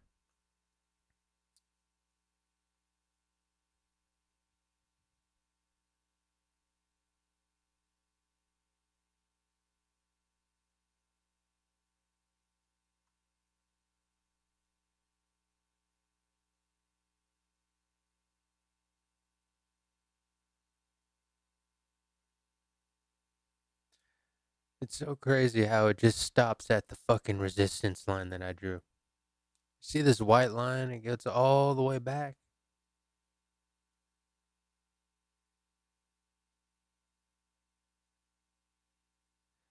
It's been up to the top. It could rally.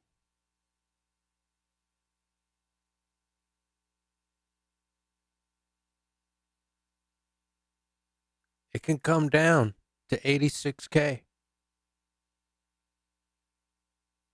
and bounce after that.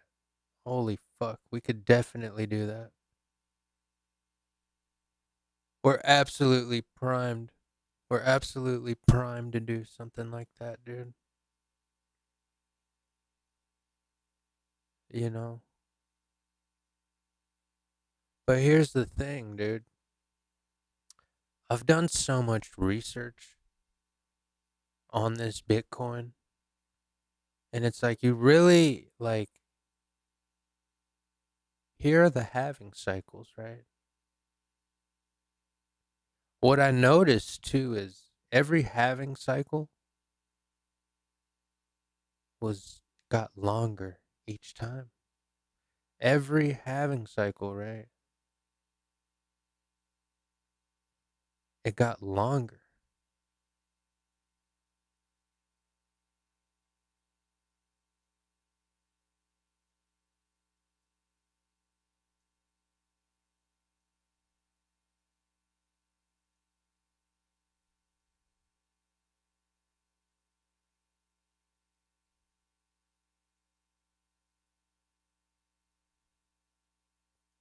So that's the first bull run.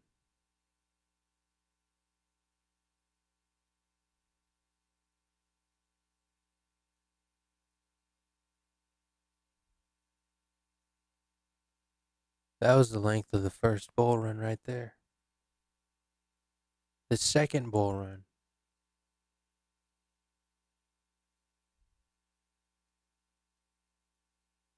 was longer. 1, 2, 3, 4, 5 months longer than the first one lasted. Okay? The third bull run, it's just very interesting stuff to understand what you're playing in. Okay? The third bull run, one, 2, 3, 4 months longer than the last one. You see that? So 1, 2, 3, 4. 1, 2, 3, 4. Did we just find something right now? Each bull run is extended 4 months longer, dude. What the fuck? Each bull run has been extended 4 months longer. 1, 2, 4. 1, 2.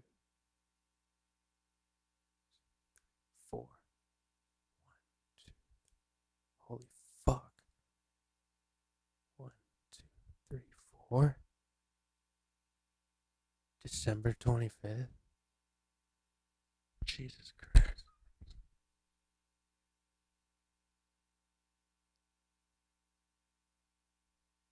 Holy shit.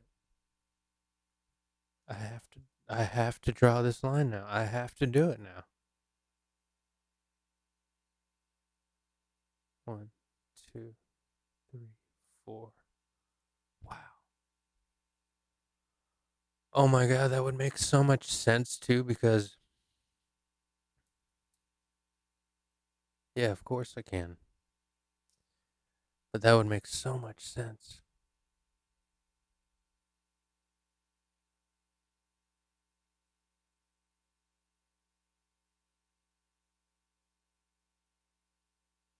Where would that put us?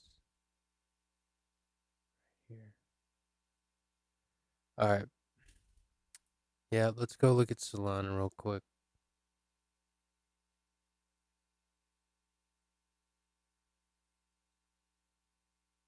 Let's get a little Solana update. Well, the Solana, I seen the other day, had a nice recovery. Let me pull this out.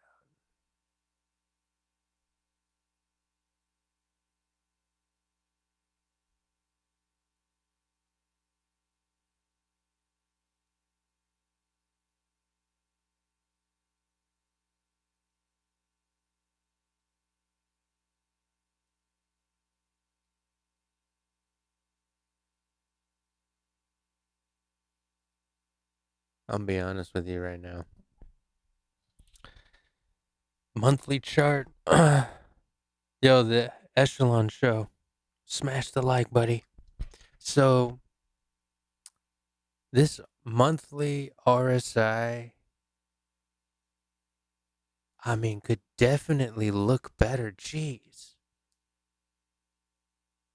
Like, we don't want to see, right? Oh, thanks, bud.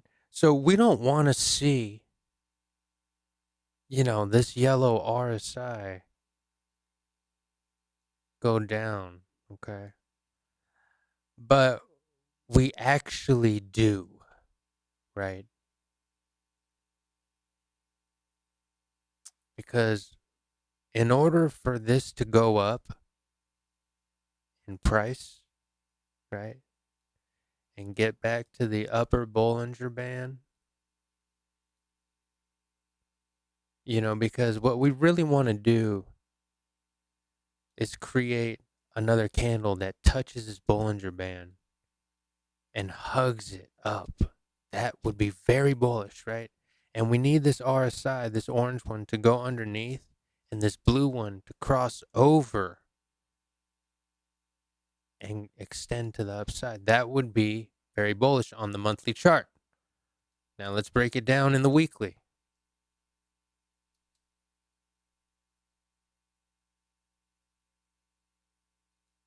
Let's go to the weekly chart. See what we look like there. Okay, weekly chart. RSI's not even close to the oversold spot. The beautiful news is on the weekly chart, dude, is we're staying above the Bollinger, dude. We have found nice success on the weekly chart above. We have found support on the blue Bollinger. That is very, very good. Okay. And if we can have some good weeks to come and touch the top of this Bollinger, dude, and push the Bollinger up, that would be bullish. And these Bollingers would expand out, right? Just like they did right here. Whomp, right? When the Bollinger drops, you get that very bullish activity, right? Whew. I mean, it could go up, right? Solana can come back up right here, tap its head, double top, come right back down for one last drop down here and then we're gone, right? What is this right here? 131. Oh, that's ugly. That is so ugly. That's scary, ain't it? But that can really happen. Okay? That could really happen. And then that would be the start of like altcoin. Altcoin season's right around the corner. Let's go look at the total 3.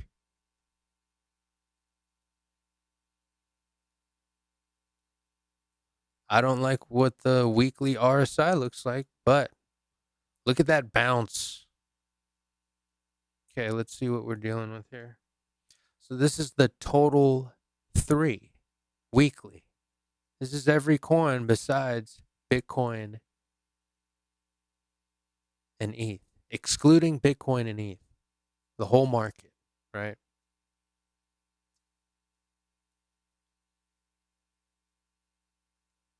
So this is the all-time chart for all the, altcoins.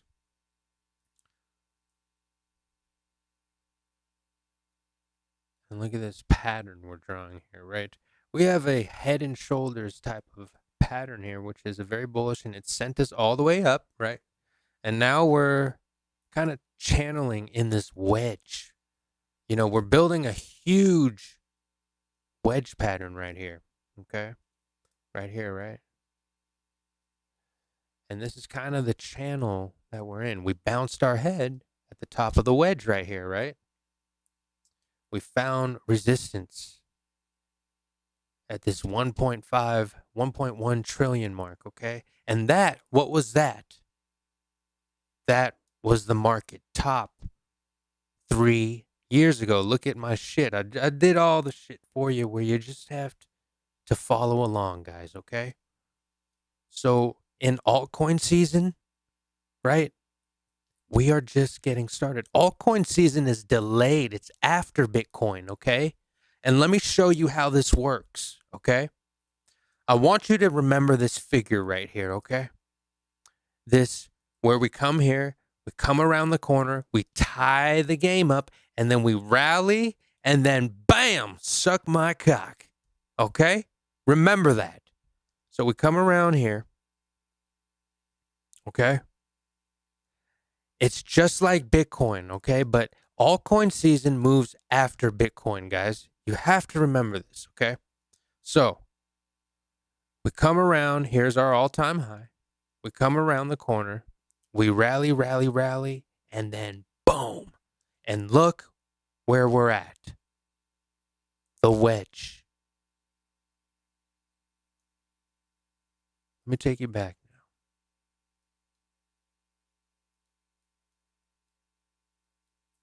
So now we come back to the altcoins. We tie the game up. We came around. We served our 3 years. We came up. We rally. Okay. We're in this zone now, guys. Look, and we're in the wedge. We're about to rally. Okay. Altcoin season's going to be around. Okay. And it's going to be a good one because we're going to break once the bull run really starts, okay, and retail comes and everybody gets rich and people are noticing and everybody gets into this shit, right? Your friends that are not usually in it get into it. That is when we destroy the all-time high from 3 years ago and create new bounds and meets, okay? This is how this game works. Because it did it that time. It did it that time. And you need to understand, when I started this game, only 2% of the world, barely 2% of the world was in there, was using crypto. Now it's 5 point something or 6. Okay? And that explains this. Umph, umph, umph, umph. Because more people come in every cycle. Has the same effect as Bitcoin. This is just how this market is made. Okay?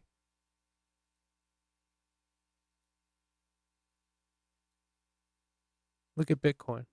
Let's take the Bollingers off. Let's take everything off. Take it all off, Bitcoin. Look at this thing, dude. Look at the bare naked truth of Bitcoin right here. Look at that thing. This is the Bitcoin chart. Okay?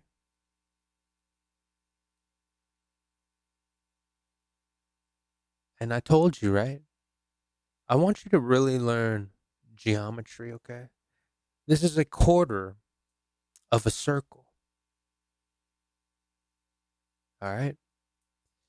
Now, you need to understand, I want to be real with you, dude. The gains on Bitcoin have been made, right?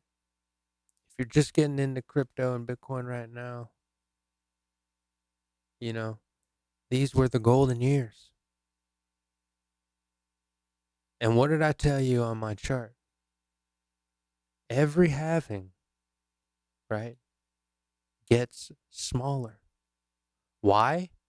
Because physically, when you make a circle, right, and this is a quadrant of a circle, but when you make a circle, you understand that if I was to slice this horizontally, that it gets thinner. It's like a submarine sinking, right? And the air that the sailor's trying to gas, just it gets thinner and thinner. Your slices of profit get smaller and smaller, right? Because why? You're a circle. You can't cheat geometry. It's like saying the Fibonacci doesn't exist. Okay? And thus, if the chart looks like this, what happens as you go up in the circle? It flattens out, right? Because at the top, it's perpendicular. You have a tangent that's perpendicular and flat, where the circle bend apexes and makes a flat surface. What are we doing right now? That's why I'm telling you, you need to understand that 200K sounds great, 300K sounds beautiful, 4, 5, 1 million. It sounds great, guys. But realistically, you need to understand the real, okay? Realistically, in the history of Bitcoin, yeah, the price does go up, but you're losing 73% of your profits gain percentages, okay? From 8,800 to 2,500 to 600 to 150%. I did all the math. Yeah. I'm a fucking crackhead. I did the fucking math. No, I had ChatGPT help me out, okay? And this is real shit. So, we're going to rely on the Bollinger Bands, the indicators, because, like I just showed you guys, that stuff does not fucking lie. The news will. Okay? When I see those Bollinger Bands drop, I know we just opened the gates to Bitcoin heaven, and the crypto bull run has begun. Okay? Mark my words. I go with charts, not the fucking news, not the media. What has the news done to you? But put fear into you and try to steer you in a direction that you, it's like they're trying to push you there, right? Because they control what they want to feed you. You're in a matrix, you're in a controlled substance. That's why we're in cryptocurrency, because we're hedging this fucked up economy that they put us in. If you're a working man or woman, you should be investing 15%, 10% of your gross income into some kind of commodity. How did rich people get rich? Not by working hard. No, they took the money that they worked hard for and put it into something, some kind of an investment. And that investment blew up. And that is how people in this country, in this world, get rich, guys. It's no secret, right? So if you're new out there and you're a hard worker, well, God damn it, put your money to work. It's just sitting there in a fucking bank, and that bank is using your fucking money to do whatever they fucking want. You got to take control of your life and really go at it. And if you're a hard-working man and you make money, dude, well, but golly, fucking do it when you're young. take that risk, dude, because you don't want to do it when you're 50 or 60. You need every penny you got. You're not going to be able to work hard like you did. So if you're young and you work hard and you got your health, you got your body, you got what it takes to make money in this world, well, take your money and invest it. Because that's how you fucking get wealth in this world, dude. Let's get back to the charts.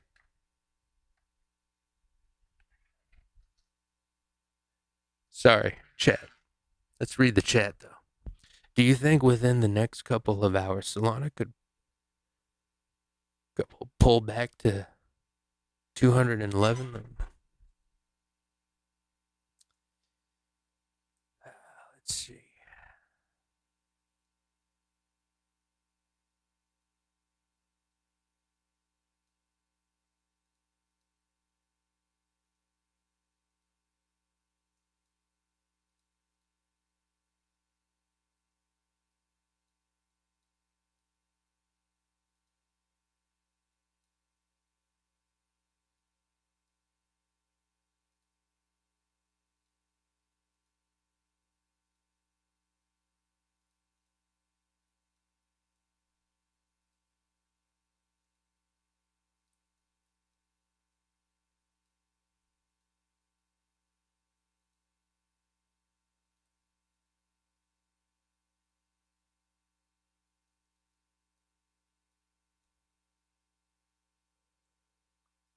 At 211.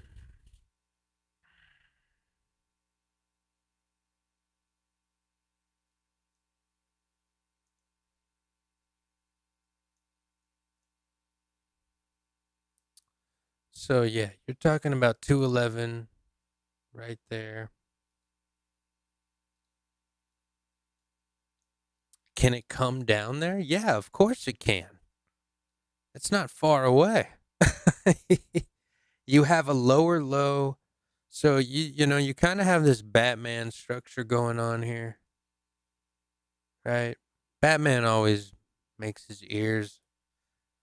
But that's not financial advice or anything like that. But you do have kind of a change in market structure where you were kind of going down, and now you've created higher lows, right? And higher highs. That's definitely a change of market structure right there. So you're going up now. Okay. Now, can you come down to 212? That would be bad because now your structure's broken.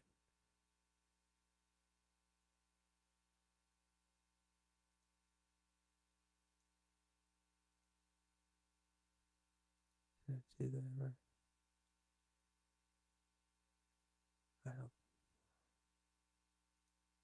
I'm not a fib guy. I'm not a fib guy. But I think this is bullish. That was a good, because you just had your Solana correction, right? The other day when it dropped down, and then right here,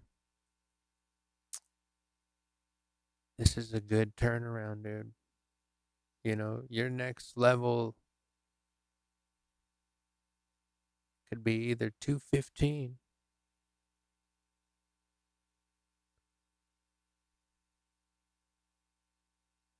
or 213. 212 is really low. Unless you're really counting on now, that's very bearish because if you want that, then you got a head and shoulders pattern right here that could really fuck your life up. And could that happen? Absolutely, it could fucking happen.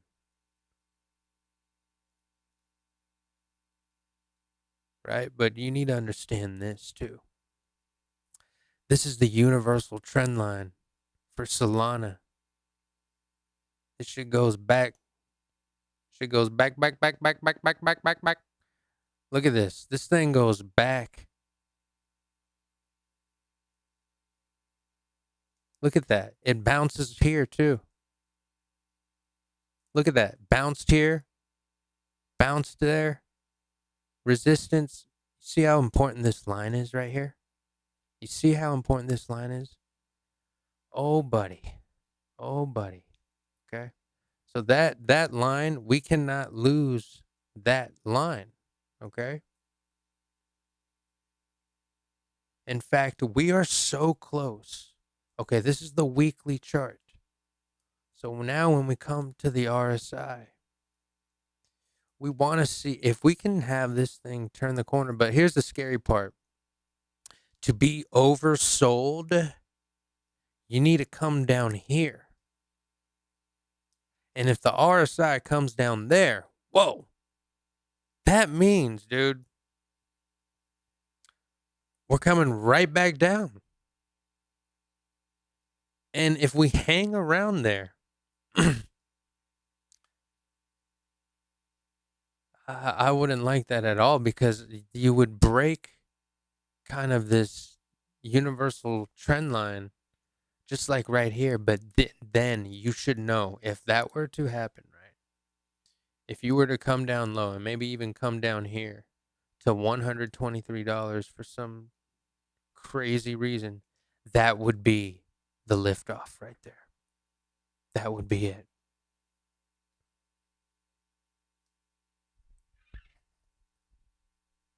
Bullish chart.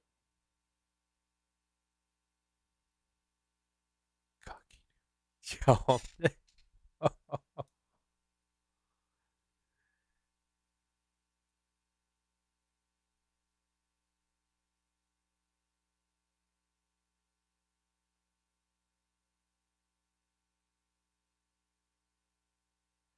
Where do we go with it?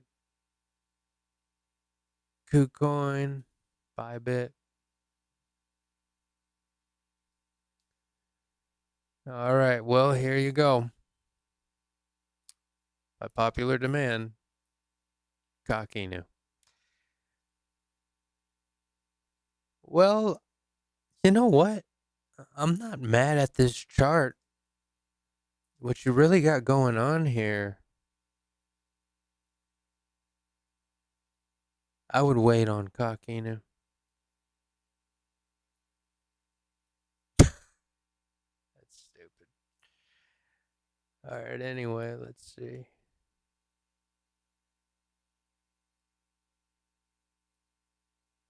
Okay, so let's take a look here. If we were to buy some here, right?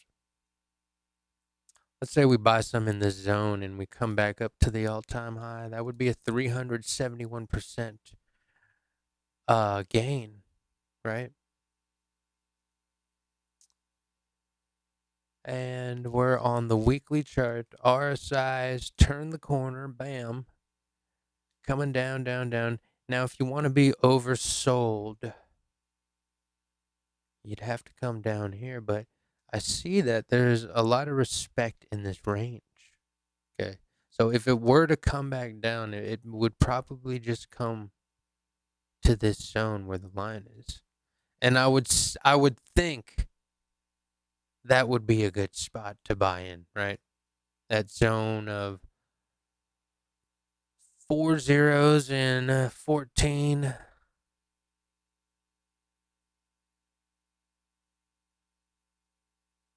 14,982, somewhere along that line. Let's look at the monthly, if it even has anything on the monthly. No, I thought it wouldn't. Daily.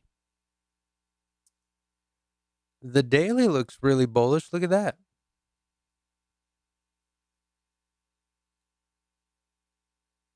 It's pretty good. You could have another rally here.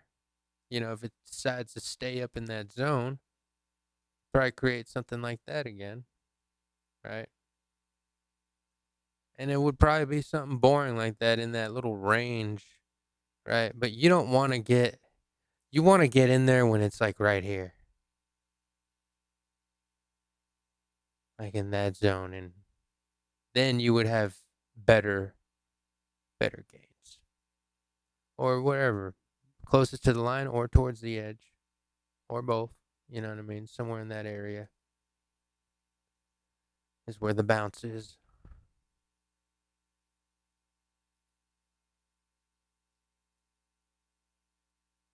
Bile coin.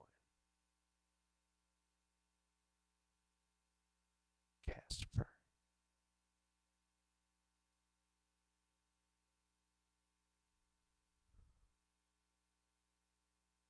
Pepe, where's he at now?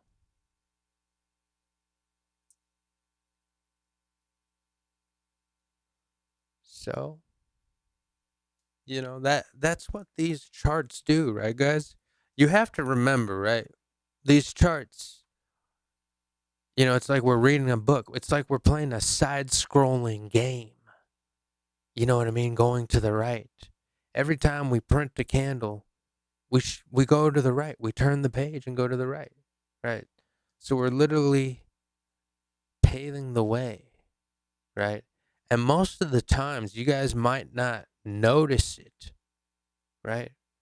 But you always end up forming some kind of geometrical pattern, right? Like, what I mean is, like, it's like kind of thinking ahead of time, right? Like this wedge, like these lines, these grooves that touch the tops.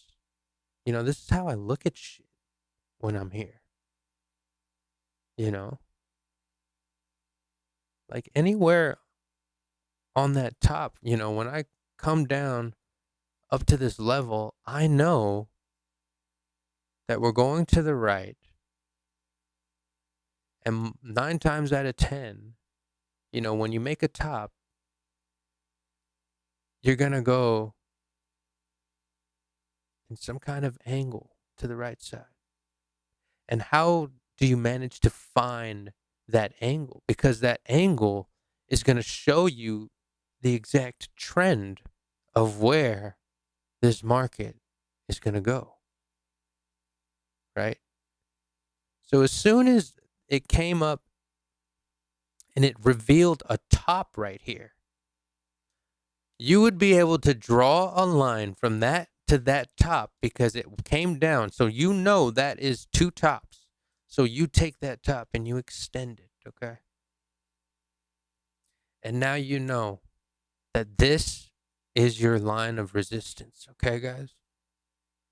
And if you were to come back up to that level and touch that line, just know 9 times out of 10, you're probably not going to pass it.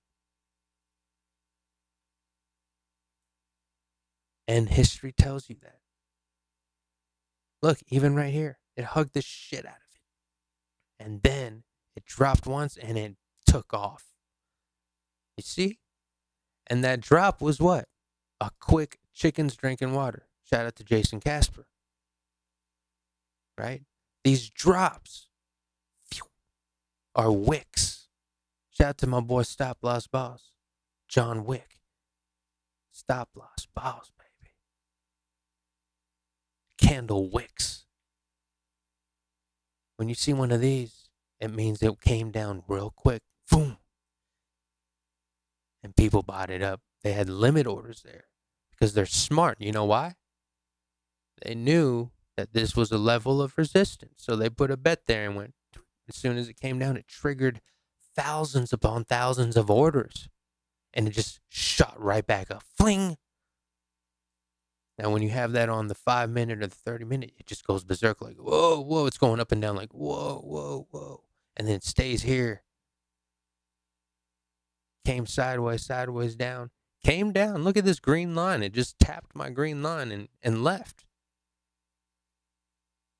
And then what happened? Look, if you drew a line from that to that and extended it, you would have known that there is resistance here. And that would have been a trade, take profit, right? Came back down, took a dip, and look where it dipped. You always look to the left, right?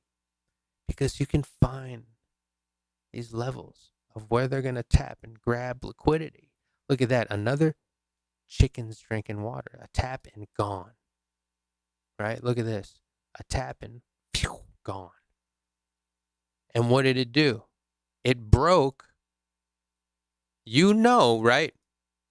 If you would have drew this line, you would have known that when it came across here, it broke market structure, right? And you also would have known if you drew a line across to this line all the way down that you created a wedge. And what do wedges do when they get to the end of it? When it pinches, they break out of the wedge. Because you know why? There was so much built up resistance. 1, 2, 3, 4. So much built up resistance. Huge support there. Came back for the bounce. Right? So you see how it came in. It came down, came up, hit its head, found support, and left.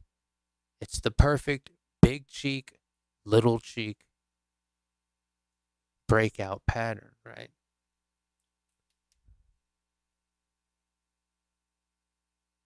That's how this bull run is going to move, guys. Okay? You're going to see these big drops that come down. They're going to come up, hit their heads. They're going to come back down for another, and then they're going to scram. We're out of town. That's how these things do. Because they want to scare you, dude.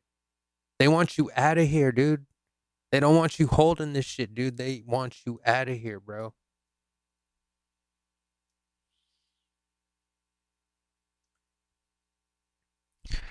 I know Elon is a shitcoin, but I thought some people with my bought some with the pepper.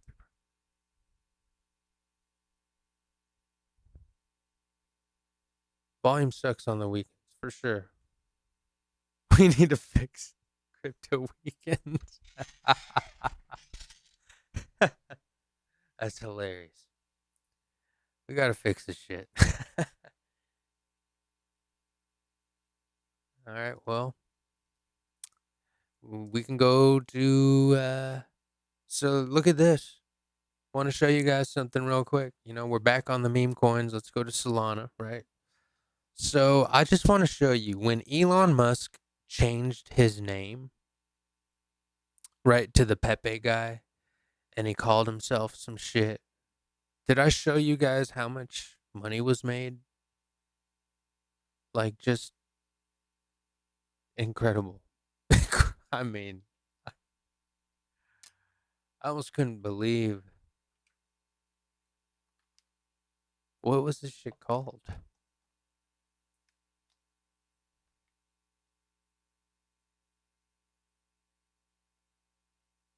Fuck, is it not on the top anymore? Is it not on the top?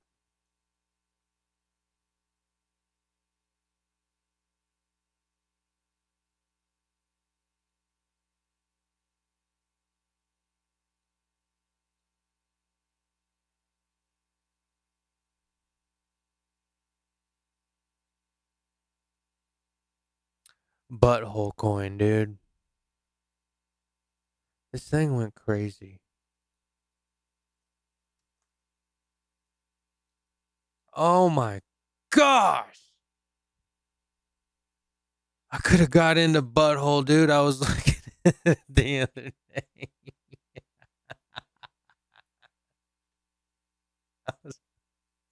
I was looking at it the other fucking day, dude. Look at this thing, God. Look at this thing, guys. I was here, dude. I was here on the second, dude. I was fucking here on the second.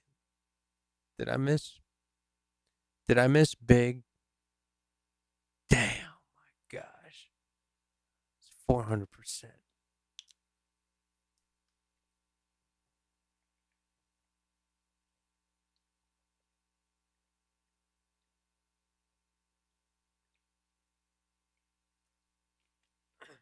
I'm telling you guys.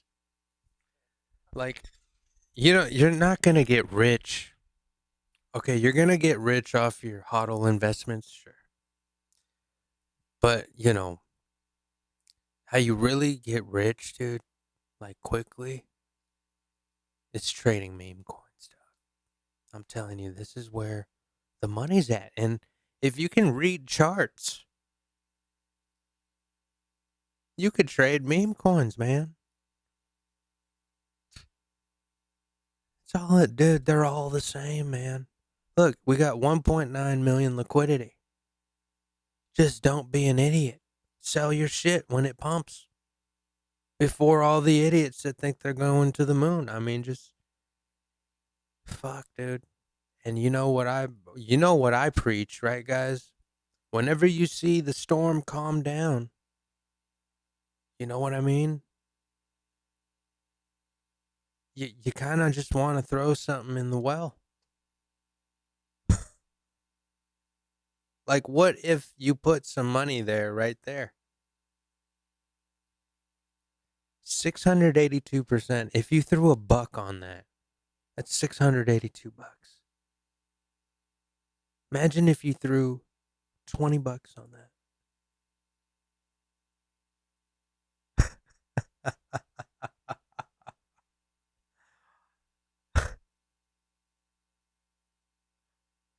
It's fucking nuts. Fucking nuts. Let's see if we can find one right now.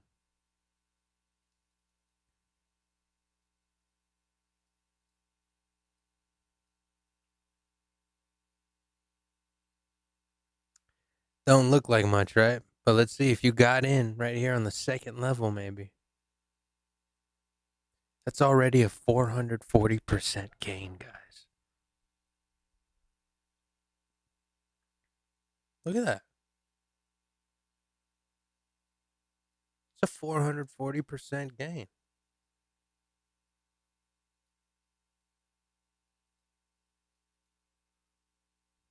Buzz.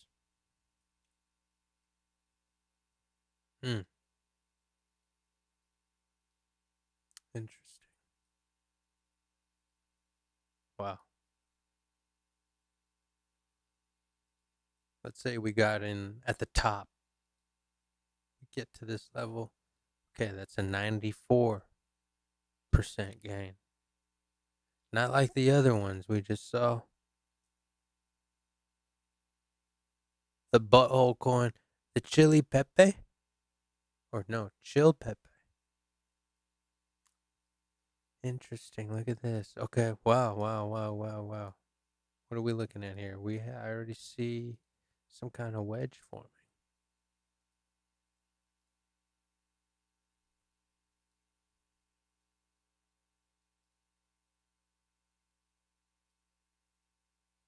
This is one of those ones, right? So this is a perfect example. 51K, very young. If you can get to 100K, if you can get to 150K, you're winning, dude. Trust me.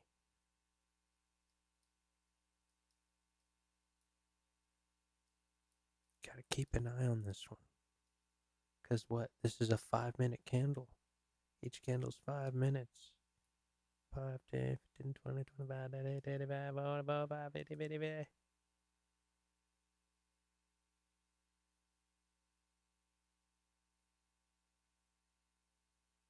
So right here, it's 1 hour. Probably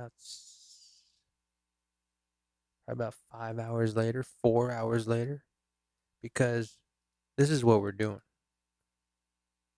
Right? So with the shit I was preaching earlier, you can see that there's already a trend line here. Right? Now, 1000%, it's not going to work every time, but honestly, 9 out of 10 times, it usually works, right? And what you're going to see right here, you go boom, you hit your head, downside, right? You go boom, boom, you hit your head, boom, boom, boom. You hit your head, boom, boom, and you break out of that, right? You come down here, you hit your head, you hit your head, and then boom. Okay? I've seen it happen so many times, guys. Everything is just a game within a game, right? This whole wave is a game. This whole wave is a game. Finish that. This little section is a game, and you're out. You know, it can catch fire from here. It can come out of here and break out here. You know what I mean? Boom. That can happen too. And if not, it gets extended. Maybe it goes down lower one bit more and then it breaks out. Okay, there's so many things that can happen in this range. But these are things that, you know, at least you want to be prepared for, so you're not just like shocked or, you know, pussyfooting around now because you didn't know that it was going to dip. But you should know anything could dip at any given point. We're talking about shitcoin Valley, right? But at the same time, guys, look how much the lines are respected, right? So that's why I always, and I've been doing this line theory for like 4 years now, you know? And I can say that, wow, it's incredible how much the lines are respected. It really is.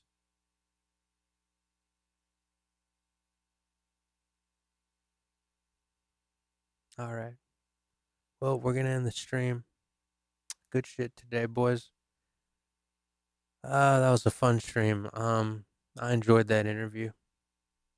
And guys, if you want to learn cryptocurrency,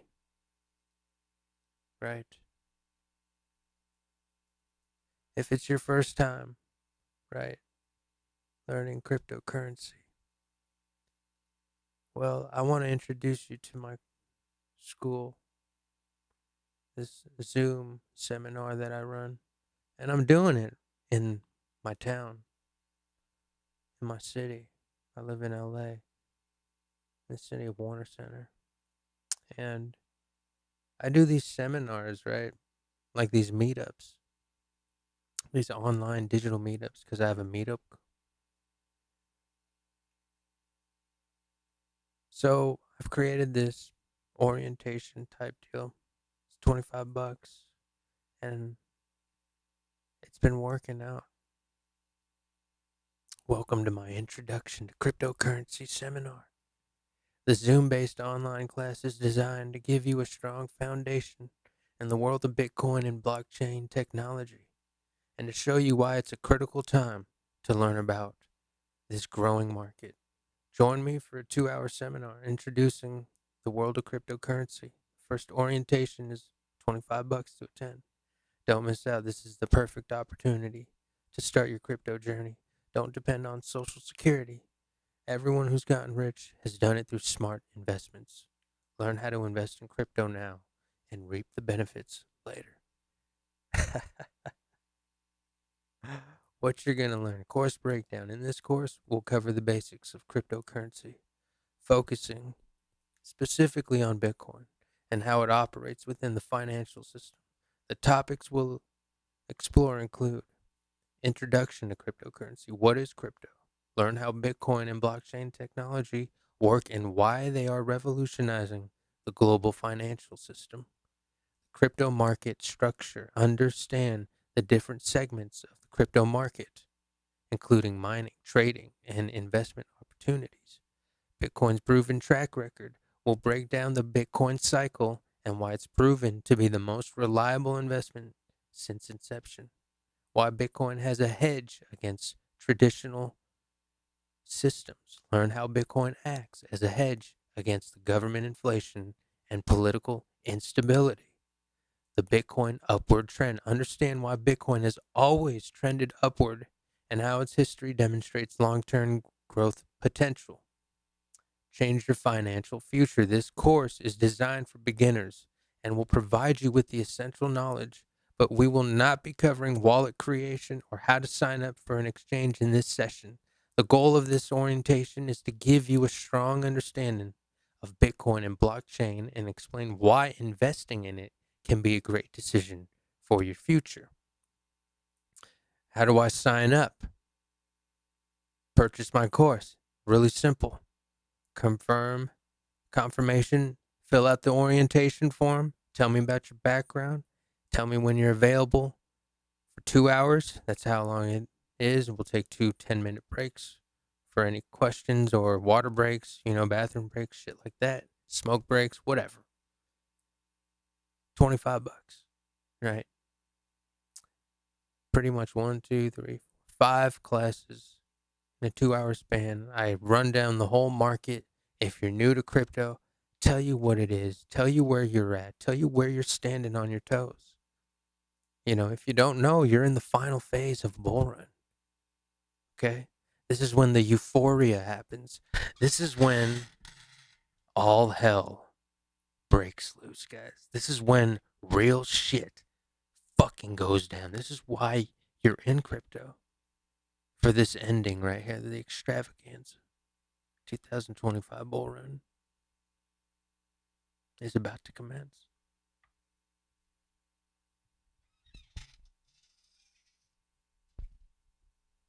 All right. Why should I trust you, Deuce? Because I'm fully doxxed and have nothing to hide. Transparency is the heart of everything I do. My journey in crypto began on YouTube, where I offered free tutorials to help people get started in this revolutionary space. Over time, I successfully guided more than 100,000 people into cryptocurrency, teaching them how to stake and yield farm, how to create and secure a crypto wallet, how to sign up on exchanges like crypto.com. With over 2 cycles of Bitcoin under my belt, I bring experience and perspective from years of active involvement in the cryptocurrency ecosystem.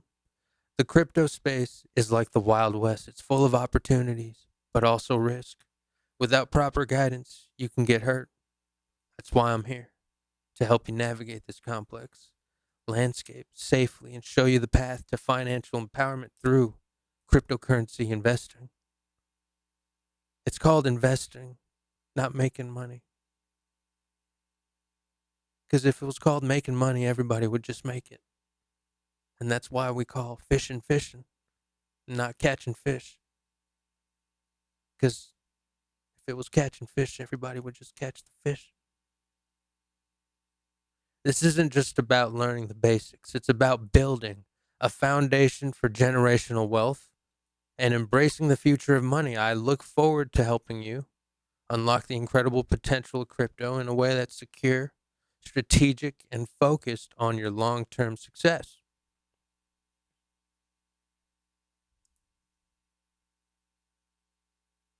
I can just watch and learn on YouTube. Sure you can. You can watch YouTube videos, but let's be honest.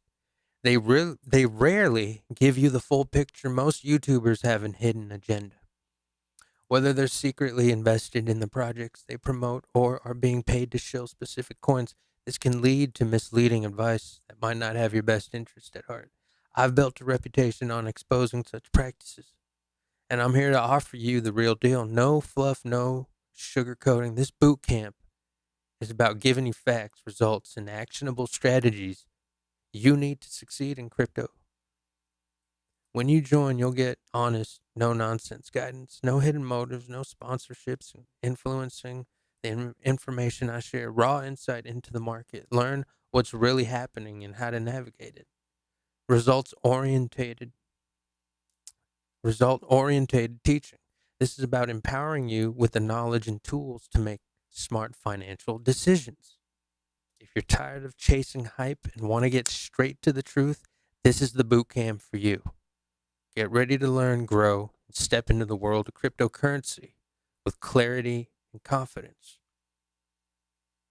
When you purchase my introduction to cryptocurrency class, you get exclusive access to my private Discord room, designed to enhance your learning experience and provide ongoing support. Here's what you can expect: community connection, chat with me, fellow classmates, and share insight, questions, and experiences. Direct access to me.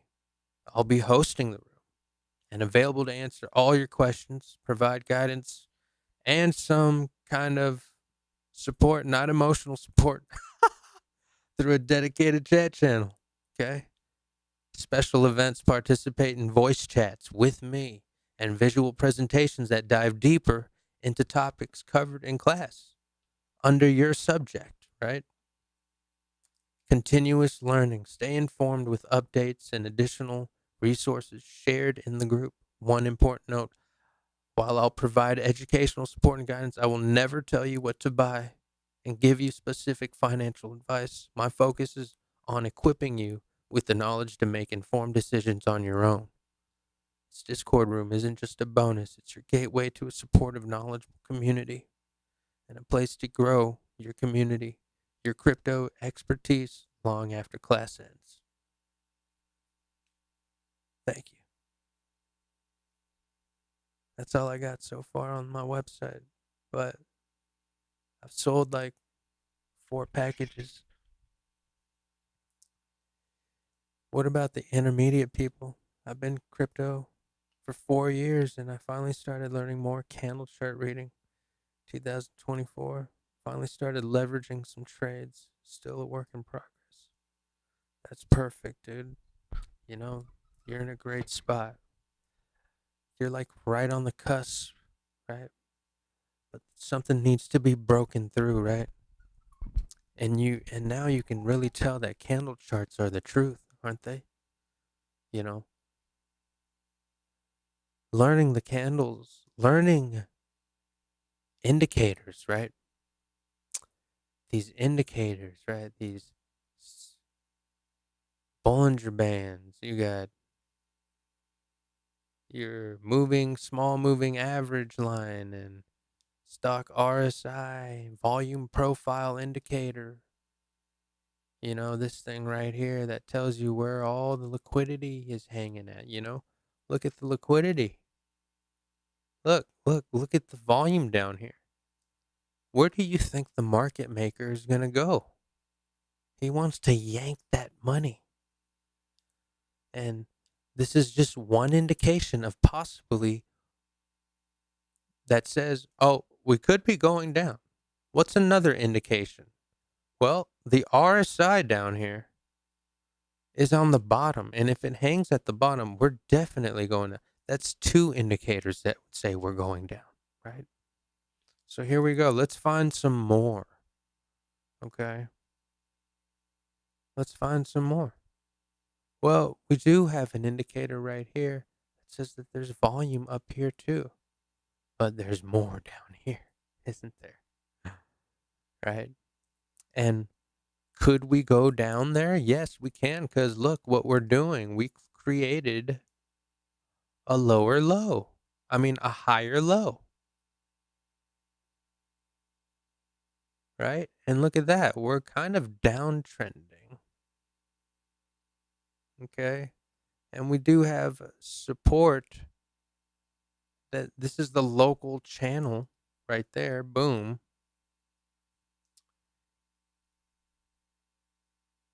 Turn that off. And look. Okay, this is what we're looking at. Can we come down? Yes, we can. Because remember what I said, we travel in waves, guys. We travel in waves. Okay.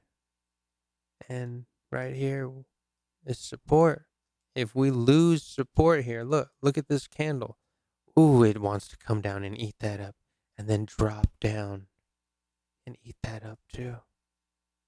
Oh, yeah. And look what we have here. I see a wedge. It's about looking into the future. Right? It's about looking into the future. Time keeps on slipping into the future. Oh. Well, that is a very bullish sentiment, what I just did right there, okay? If you're looking for the 80K drop, you know, it would have to happen. God, that's horrific. That would be horrific. That would be horrific. I got Bollinger Bands from you, brother. I like them. Oh, nice. Hell yeah, bro. Let's see what else you can grab, too. You know, I want you to take a look and start using and understanding the stochastic RSI. Do you mess with that one? So you want to jump to the indicator and just type in RSI. And then come down here, stochastic RSI. Check that star, click it, or tick it. Here we go.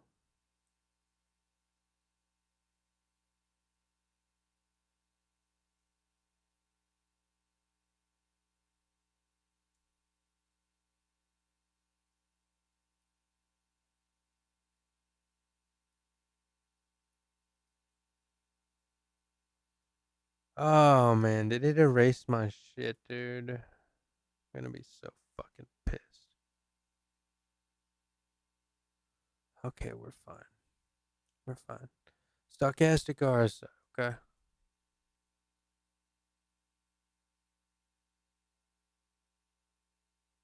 Jesus.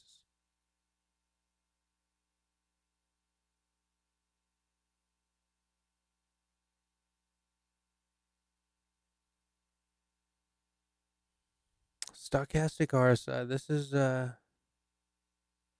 is a good indicator that you're gonna be using a lot, right? And it's important that you know this one because we're gonna be using this to time the Bitcoin top. Okay. And it's gonna show us when we're leaving as well. Okay. So this is really gonna help us out when we're gonna leave the market.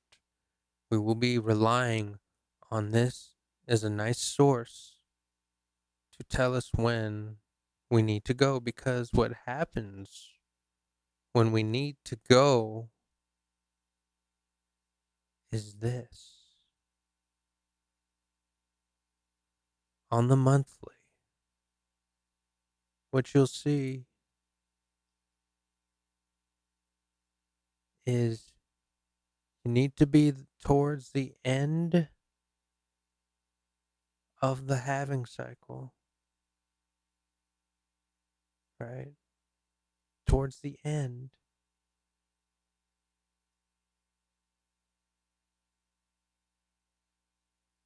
And look for the RSI, right? When the blue one goes ham above the yellow, we have this effect. And right when the yellow crosses the blue and the blue crosses the yellow, see that? See that? What happened?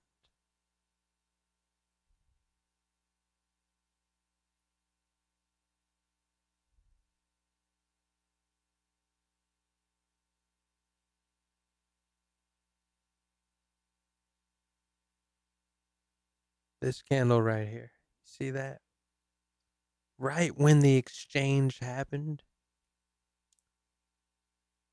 you have yourself 64,000 to 37 to 30,000, a 50% drop. Okay. Now, came all the way back. Okay. And once that happened, right, it goes down, bro. Right. And then it turned when when it gets down oversold and the blue goes above and then that goes down, boom, it came back up. And then what happened when it intersected again?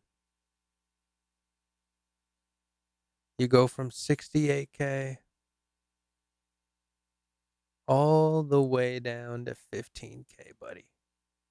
And that is the end of that cycle, right?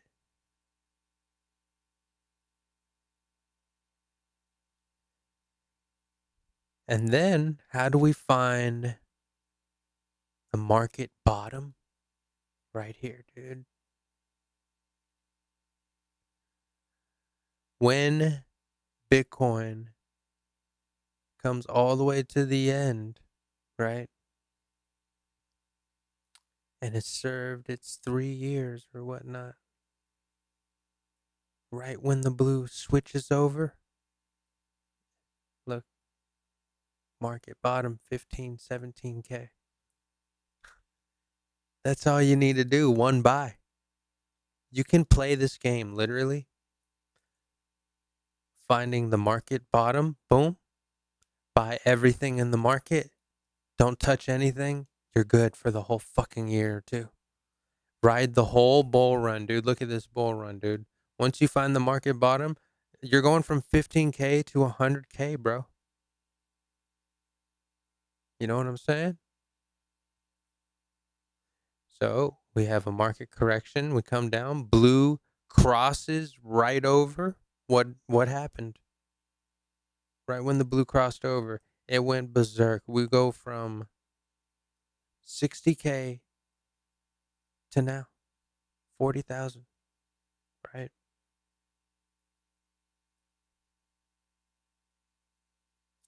So this whole line right here is a whole lot of shit. We could be going up in this zone and rallying here, and this is going to look incredible if we can get up to this zone. We're going to be in a very euphoric zone. Everybody's going to be rich. But then we need to watch out. We need to look out for this crossover. Okay? That could be the end of it. And we're in the final phase, and you need to understand that. And it's going to be hard to accept. But this Bitcoin run could last for a whole year. From what I've seen in the research, every bull run gets longer, dude. And today I measured out that each bull run has been extended by 4 months. Okay? So I extended the third one with 4 months, and that would put us at the end of December 25th. Incredible that I found that today. You find something new every time you look at the chart, dude. Okay. Now, I have something if you want to learn. I might have an intermediate class that I'm going to build on my website. So, I might have something for you, you know? But that intermediate class is it's not like a $50, dollar class like the other one is where it's cheap.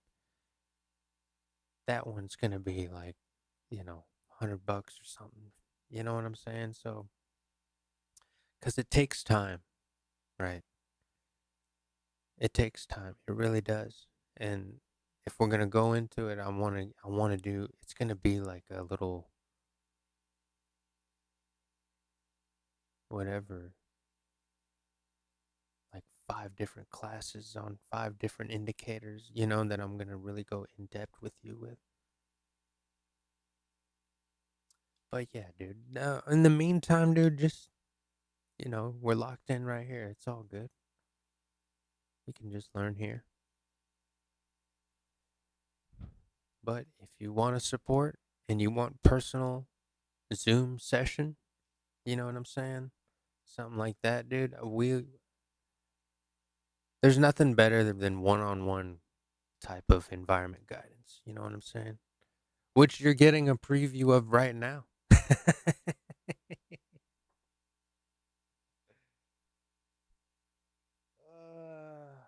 All right, man. Good stuff.